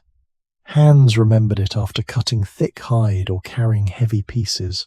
Feet remembered the long walk back from a carcass. Eyes remembered the curve of tusks at a distance. The group remembered which choices had kept them alive. In this way, the mammoth became more than an event. It became a pattern inside human thought. When later signs appeared, the old memories would return. A track could bring back a warning. A distant dark shape could bring back a decision to lower the voice. A bone found in the open could bring back the knowledge that even giants die. This was not fantasy. It was survival memory doing its work. Early humans did not need to turn the mammoth into a legend for it to become mentally powerful. The animal was already powerful enough. It stood at the edge of what humans could approach, use, fear, and imagine. And when a creature stands at that edge, it does something lasting to the mind. It teaches people that the world is bigger than immediate need. It teaches them that some lives must be watched before they are touched. It teaches them that danger and value can share one body. So when early humans met a mammoth, one of the things they did was carry it inward. Long after the herd moved on, long after the carcass was gone, long after the tracks softened in snow or mud, the mammoth could remain inside memory as a shape that asked people to be careful, patient, and awake to the scale of the world. When a mammoth entered human memory, it did not have to become a god, a monster, or a legend in the way later people might imagine. It may have entered more quietly than that. It may have entered as a shape people could not forget. A high back moving slowly against pale ground, tusks curving outward like something both beautiful and dangerous, a herd darkening the distance, a dead body lying in the cold, too large for one group to use completely. These images could stay in the mind because they were tied to survival. Early humans did not need to separate practical memory from emotional memory. The two were often the same. A place where a mammoth had been seen could be remembered because it was dangerous. A place where a mammoth had died could be remembered because it gave food. A place where a group had chosen to retreat could be remembered because retreat had saved lives. This is important for the central question. What did early humans do when they met a mammoth? They may have made the mammoth part of how they thought about the world, not necessarily through formal belief, and not in one single way everywhere, but through repeated attention. Some Ice Age art that survives today includes large animals, including mammoths in certain regions, and this suggests that these creatures could occupy more than a practical place in human life. But we must move carefully. An image on a wall or an object does not automatically tell us exactly what people believed. It does not allow us to say with certainty that every mammoth image meant hunting, magic, worship, fear, memory, teaching, or storytelling. It may have meant one of those things in some cases, several of them together, or something we cannot recover. The honest path is not to claim too much. The honest path is to notice that mammoths mattered enough to be seen, remembered, and sometimes represented. That alone is powerful. For a human group, to represent a mammoth was not the same as holding the animal in the hand. It was to hold its shape in the mind and make that shape visible again. This act, where it occurred, shows something deeply human, the ability to keep a creature present even when it was gone. The mammoth could disappear beyond the ridge, but its outline might remain in memory. Its tracks could melt, but the lesson could remain. Its body could be eaten, scavenged, frozen, or scattered, but the idea of the mammoth could continue inside the group. This does not mean early humans thought about mammoths as modern people do. It means they had minds capable of carrying images, warnings, and meanings beyond the immediate moment. A mammoth was well suited to such memory because it gathered opposites into one body. It was peaceful in feeding, yet dangerous if threatened. It was alive and untouchable, then sometimes dead and useful. It was part of the animal world, yet large enough to feel like part of the land itself. It could create fear, hunger, patience, gratitude, and caution. An animal that contains so many meanings becomes difficult to leave outside the mind. It follows people inward. Around a fire, or during a slow walk across cold ground, or while teaching younger members where not to go, people may have carried mammoth memory in gestures, warnings, and quiet descriptions. They may have spoken of tracks, herds, old carcasses, dangerous places, or times when waiting was wiser than approaching. These are not wild claims. They are the ordinary ways human groups pass on knowledge when knowledge matters. The mammoth did not need a single fixed story to become important. Its importance could live in many small stories, each one tied to a real encounter. The story of the herd that crossed near water. The story of the old bones found after snowmelt. The story of the day people took fat and left before predators came. The story of the animal that looked slow until it moved. Such memories could guide behavior without becoming a grand myth. They could teach humility without being called a lesson. They could make the next meeting safer because the past had not been forgotten. In this way, the mammoth in the human mind was not separate from the mammoth in the world. The remembered animal helped people meet the living one more carefully. The imagined outline helped people read distant movement. The stories of danger helped restrain hunger. The memory of abundance helped the group understand why a carcass mattered. Early humans did not only live beside mammoths. They carried mammoths as mental landmarks, large shapes inside thought, reminding them that survival was not only about what the hand could reach, but also about what the mind could keep. The mammoth in the human mind was probably not one fixed idea. It could change with the encounter. To a person seeing a living herd from far away, the mammoth might be distance, caution, and silence. To someone cutting meat from a carcass, it might be labor, food, urgency, and the need to watch the horizon. To a child hearing warnings from older people, it might be a shape connected with rules. Do not go near fresh tracks. Do not shout when the herd is close. Do not mistake slowness for safety. To someone who had seen old bones weathering in the open, the mammoth might be proof that even the largest bodies return to the ground. None of these meanings cancel the others. They could exist together, layered inside the same animal. This is why the mammoth was so powerful as a mental presence. It did not need one clear explanation. It already held many truths at once. It was danger while alive, abundance after death, memory after absence, and a measure of how small human bodies were in a world not made for them. When early humans met a mammoth, they may have met all of these possibilities, even if not all at once. A first meeting might be fear. A later meeting might be recognition. A carcass might become work. A remembered route might become teaching. A drawn or carved shape, where such things occurred, might become a way of keeping the animal present beyond the moment. But even here, the honest story must remain careful.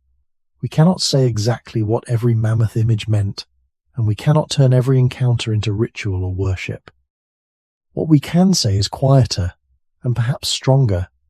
Mammoths were large enough, useful enough, dangerous enough, and memorable enough to matter deeply. They stood at the boundary between ordinary attention and lasting memory.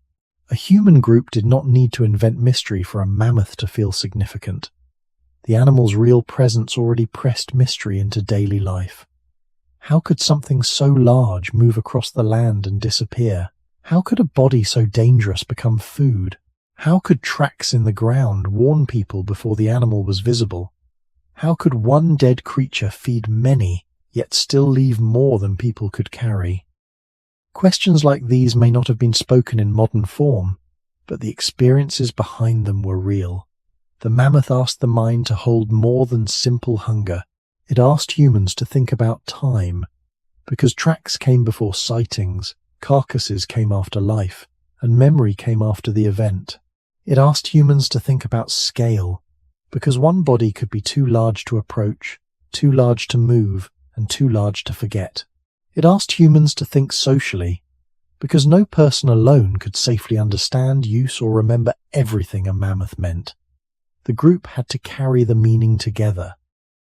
In that shared memory, mammoths could become part of identity without needing a formal name for it.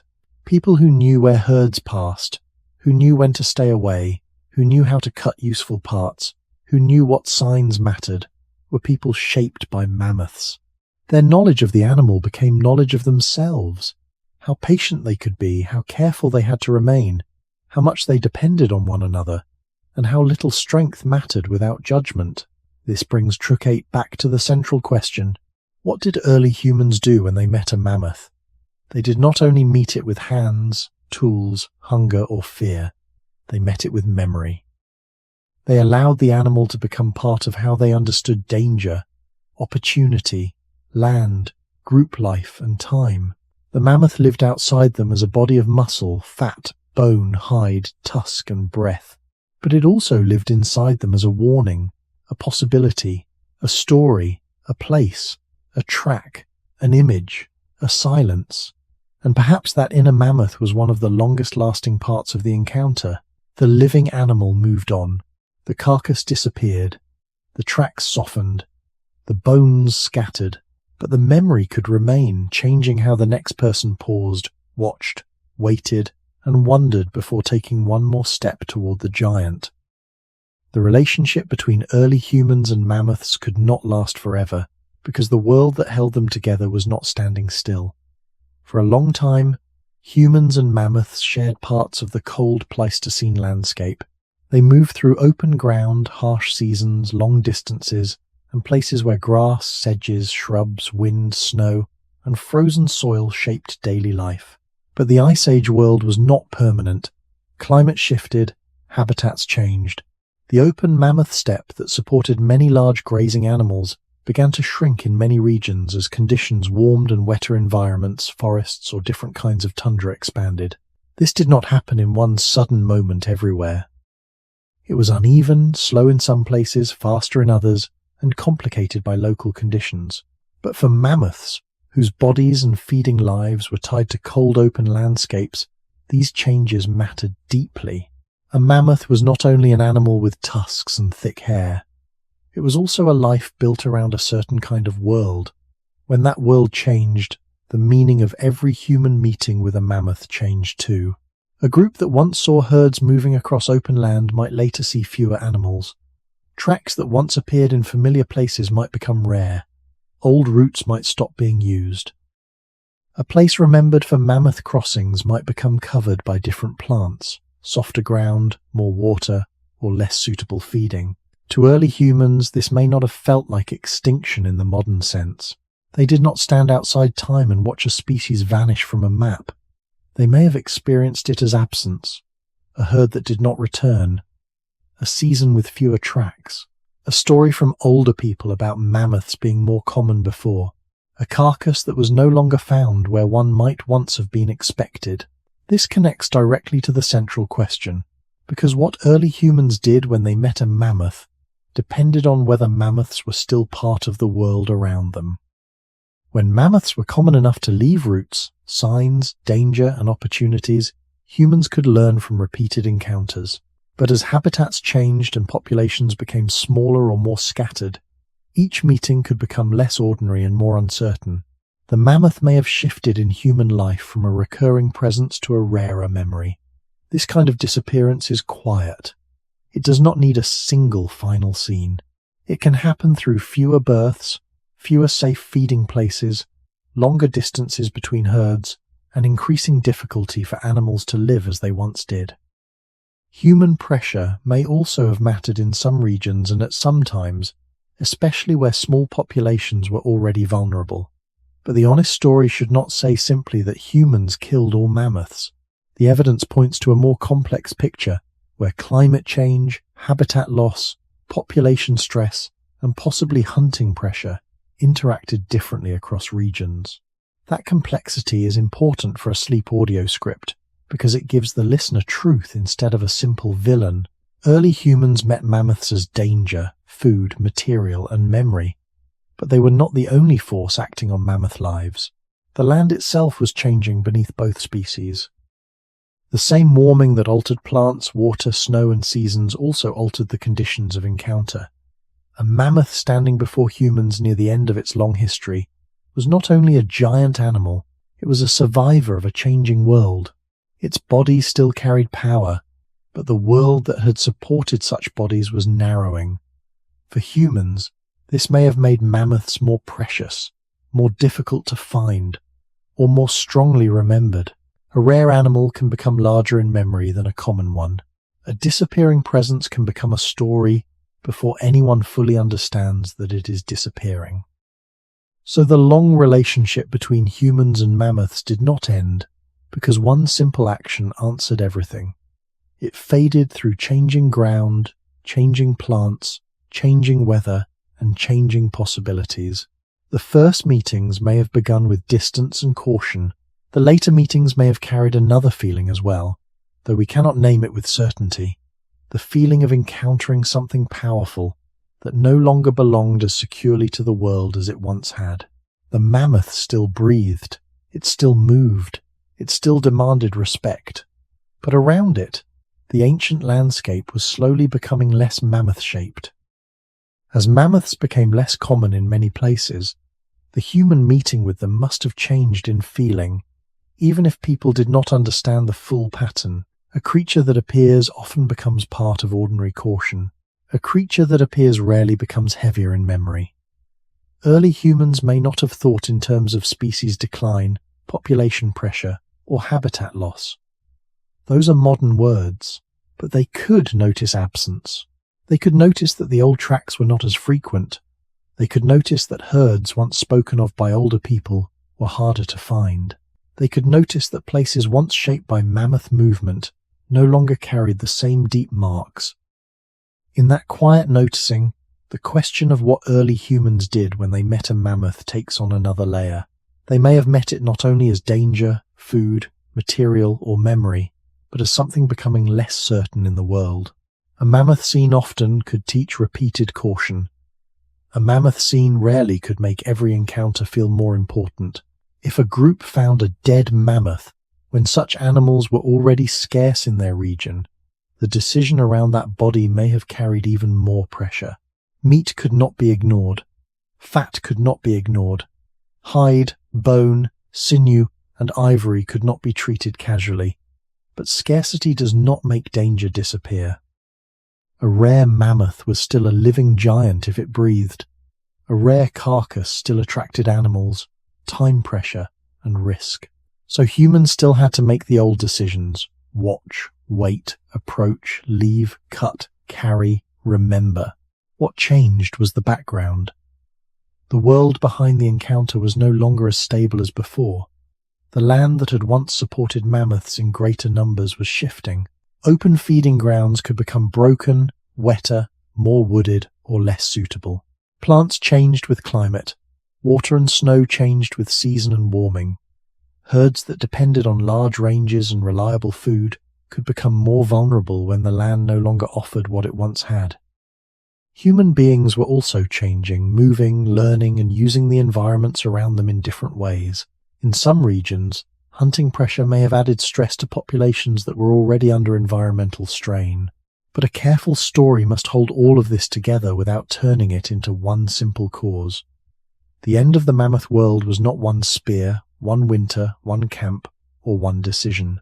It was a long narrowing of possibilities. For humans who still met mammoths during that narrowing, the encounter may have carried an unspoken contradiction. The mammoth was still powerful in the moment, yet weaker in history. It could still kill a person, yet its kind might be losing ground. It could still feed a group, yet it could no longer fill the landscape as it once had in some places.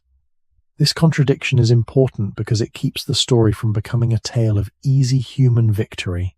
Early humans did not simply rise and take control of the mammoth world. They lived through a period when the mammoth world itself was changing, and their actions were only one part of a larger ecological story. When they met a mammoth, they met an animal, but they also met a disappearing kind of relationship between climate, plants, land, and large bodies. A track in the mud might no longer promise that herds would return each season. A bone in the open might no longer belong to an endless chain of giants crossing the same routes. A carved or remembered image might grow more powerful because the living animal was less often seen. This is how absence changes memory. What becomes rare becomes easier to hold in the mind. What disappears from daily life can remain in stories longer than it remains on the ground. For early humans, a mammoth near the end of its presence in a region may have become both practical and unforgettable. It could still be approached with the old caution. It could still be used if dead. It could still be watched from a distance if alive. But after it moved away, there may have been fewer chances to meet another. We cannot know the exact emotions of those people. We should not claim sadness, reverence, or understanding where evidence cannot speak, but we can say that repeated absence changes human attention. The fewer mammoths there were, the more each encounter may have mattered. The question was no longer only what humans did when they met a mammoth, it was also what happened to human knowledge when the giant became harder to meet. The end of the mammoth relationship was not only the end of an animal, it was the fading of a whole kind of meeting. When mammoths disappeared from a region, humans lost more than a source of meat, fat, hide, bone, and ivory. They lost a living sign that had once shaped movement, caution, memory, and imagination. The old tracks stopped appearing. The great paths through open ground became less certain. Places once remembered for herds may have changed into different landscapes, with different plants, different animals, different dangers, and different kinds of knowledge. This is why the disappearance of mammoths should not be told as a simple, final victory for humans, or as a simple tragedy caused by one thing. The truth is colder and more complex. Mammoths lived through changing climates, shifting habitats, human presence, and regional pressures that did not act the same everywhere. In some places, humans may have added pressure through hunting or carcass use. In other places, habitat change may have been the deeper force. Often, the real story may have been the combination. Smaller populations, changing food, changing land, and human actions becoming more important because the animals were already vulnerable. This matters because the title asks what early humans did when they met a mammoth. But near the end, another question quietly appears. What did humans do when mammoths became harder to meet? They may have remembered more than they encountered. They may have used old bones more often than fresh carcasses. They may have carried stories of animals that younger people rarely saw. They may have walked through landscapes where mammoth knowledge still lived in the minds of older people, even as the living animals were fewer on the ground. A relationship can continue in memory after it weakens in daily life. This may have happened with mammoths. The living giant moved out of some human worlds before it moved out of human thought. That is a deeply human pattern. We remember what shaped us, even when the source of that shaping is gone. A group that once learned to read mammoth tracks would not immediately forget how important those tracks had been. A child taught to respect large signs in the ground might carry that caution into encounters with other animals. A tool made from mammoth bone or ivory, where such use occurred, could outlast the animal's presence nearby. A story of a dead mammoth could continue to teach abundance, danger, and restraint, long after the place itself no longer held herds. The mammoth, in disappearing, may have become even larger inside memory, but we should not turn that into a dramatic certainty. We cannot know the final thoughts of the people who saw the last mammoths in any given region. They may not have known they were seeing an ending. Extinction is often visible only afterward. To people living day by day, it may look like rarity, distance, bad luck, changed seasons, or old routes failing to bring animals back.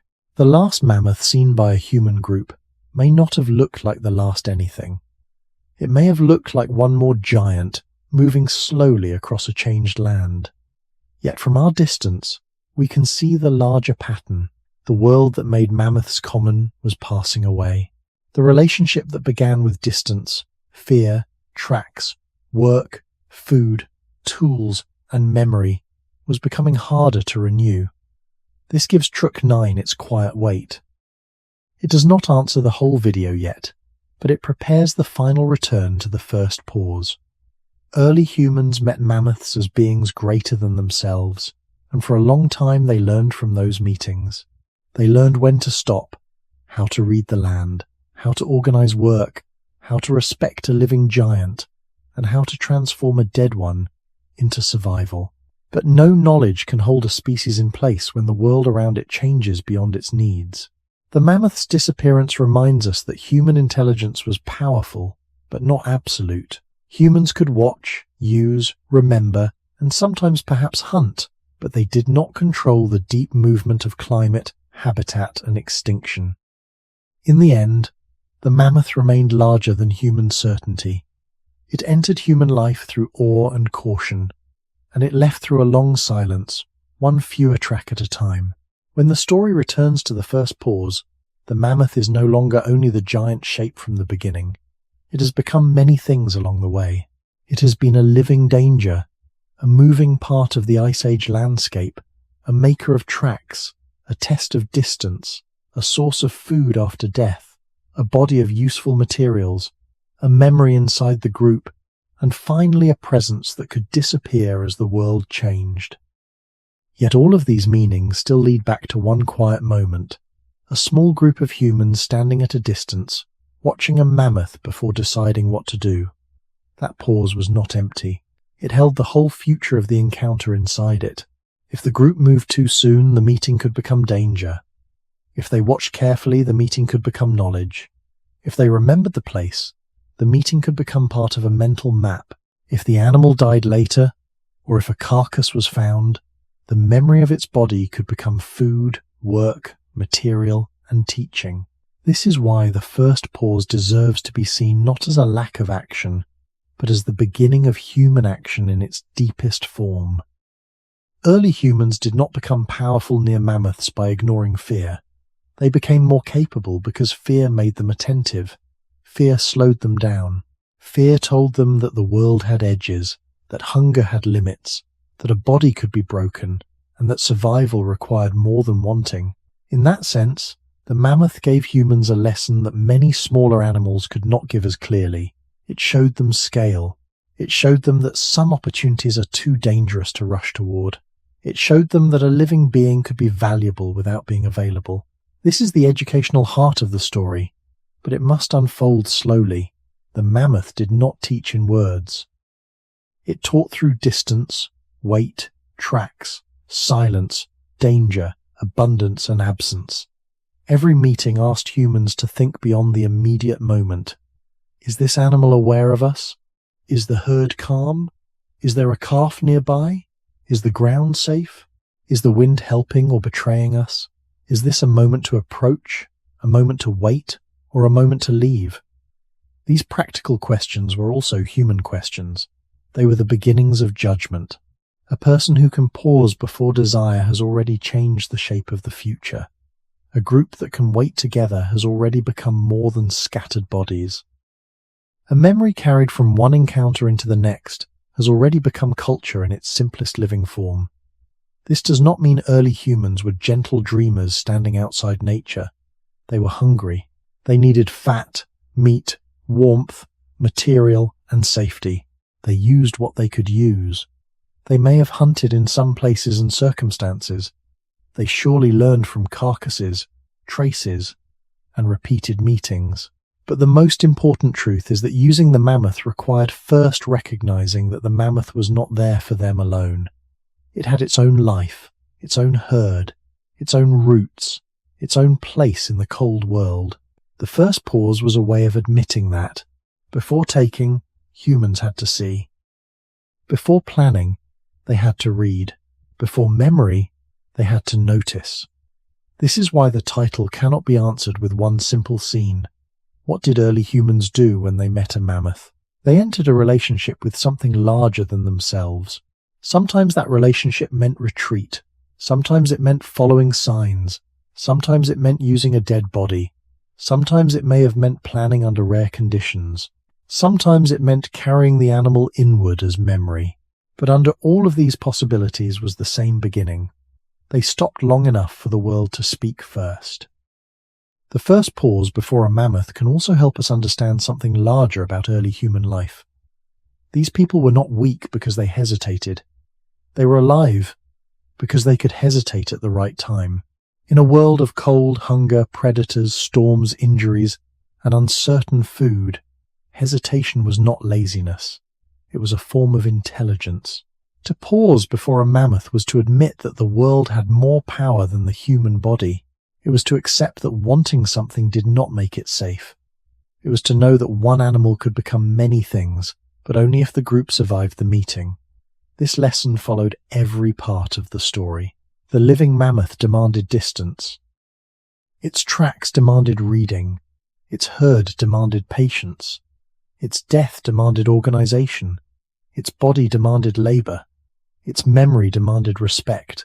Its disappearance demanded humility. Each stage returned to the same quiet truth. Humans did not live by force alone. They lived by paying attention. That is why the mammoth is such a powerful answer to the question in the title. When early humans met a mammoth, they met a test of how deeply they could notice. They had to notice not only the animal, but the conditions around the animal. They had to notice wind, ground, light, fatigue, hunger, children, tools, other predators, and the limits of their own bodies. They had to notice whether the meeting was becoming safer or more dangerous. They had to notice when desire was starting to speak louder than judgment. In that kind of noticing, survival became more than instinct. It became shared awareness. A single person could be brave, but a group had to be careful together. A single hand could hold a tool, but a group had to decide when the tool mattered and when it did not. A single eye could see a track, but many memories could turn that track into knowledge. This is where the story becomes useful beyond the ancient world. The mammoth teaches that the largest challenges in life are rarely solved by rushing toward them. They are first understood by standing still long enough to see their true size. Early humans did not have modern science, written maps or metal tools, but they had something that still matters: the ability to slow down before power. They could face a giant without pretending the giant was small. They could see opportunity without forgetting danger. They could take from a dead mammoth without pretending that abundance had no cost. They could remember a rare encounter and let it guide the next one.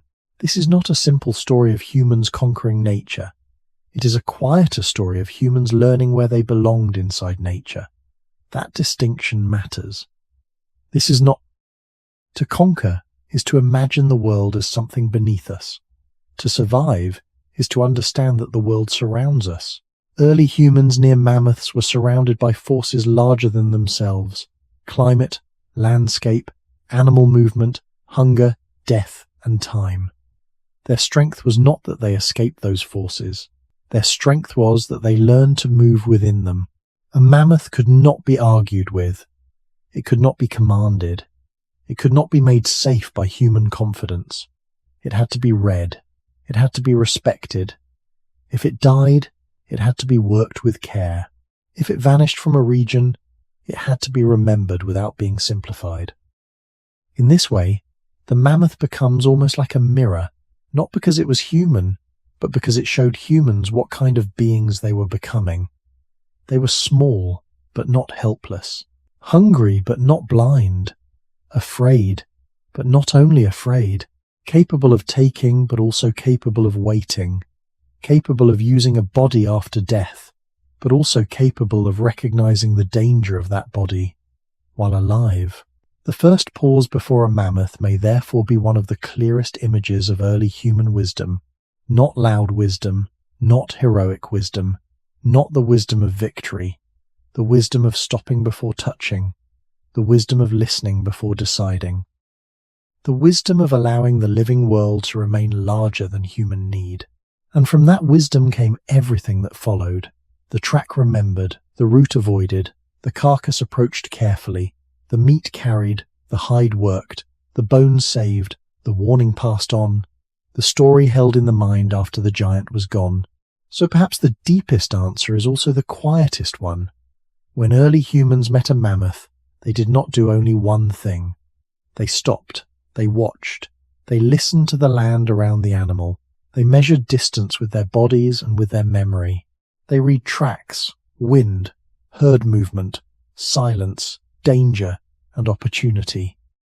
Sometimes they may have backed away and lived because they backed away. Sometimes they may have followed signs and learned a route. Sometimes they may have found a dead mammoth and entered the difficult work of turning a giant into food, fat, hide, bone, sinew, ivory, and memory. Sometimes, under rare and dangerous conditions, some groups may have planned against a living animal, not because they were fearless, but because they had learned enough to know when a chance was possible and when it was not. No single scene can hold all of this. The true meeting between humans and mammoths was not one heroic moment frozen in time. It was a long relationship made of attention, hunger, caution, labor, memory, and limits. The mammoth asked humans to become more careful than hunger wanted them to be. It asked them to become more patient than fear wanted them to be. It asked them to become more cooperative than one body alone could ever be. That may be why this ancient encounter still feels meaningful now. The mammoth was not only a giant from the past, it was a reminder that intelligence often begins with humility. Early humans did not survive by pretending that the world was small. They survived by noticing that the world was large and by learning how to move inside that largeness without being crushed by it. This is the educational value hidden inside the story. Before action, there is perception. Before use, there is respect. Before knowledge, there is patience. A living mammoth could not be reduced to meat before it had stopped breathing. A dead mammoth could not be reduced to abundance before the group had judged danger, time, weight, and need. Even the disappearance of mammoths could not be reduced to one simple cause without losing the larger truth of climate, habitat, pressure, and change. The mammoth teaches us to distrust answers that arrive too quickly. It teaches us that large questions often require slow eyes. Early humans had to learn this with their lives. They had no safe distance of modern curiosity. Their questions were carried in cold hands, tired feet, sharp tools, hungry children, and the memory of places where giants had passed. When they paused before a mammoth, they were not stepping outside survival. They were entering survival more deeply. They were allowing the world to tell them what kind of action was possible. That pause is still valuable to us, even though mammoths no longer move across the open cold lands in front of human groups. We still meet things larger than ourselves.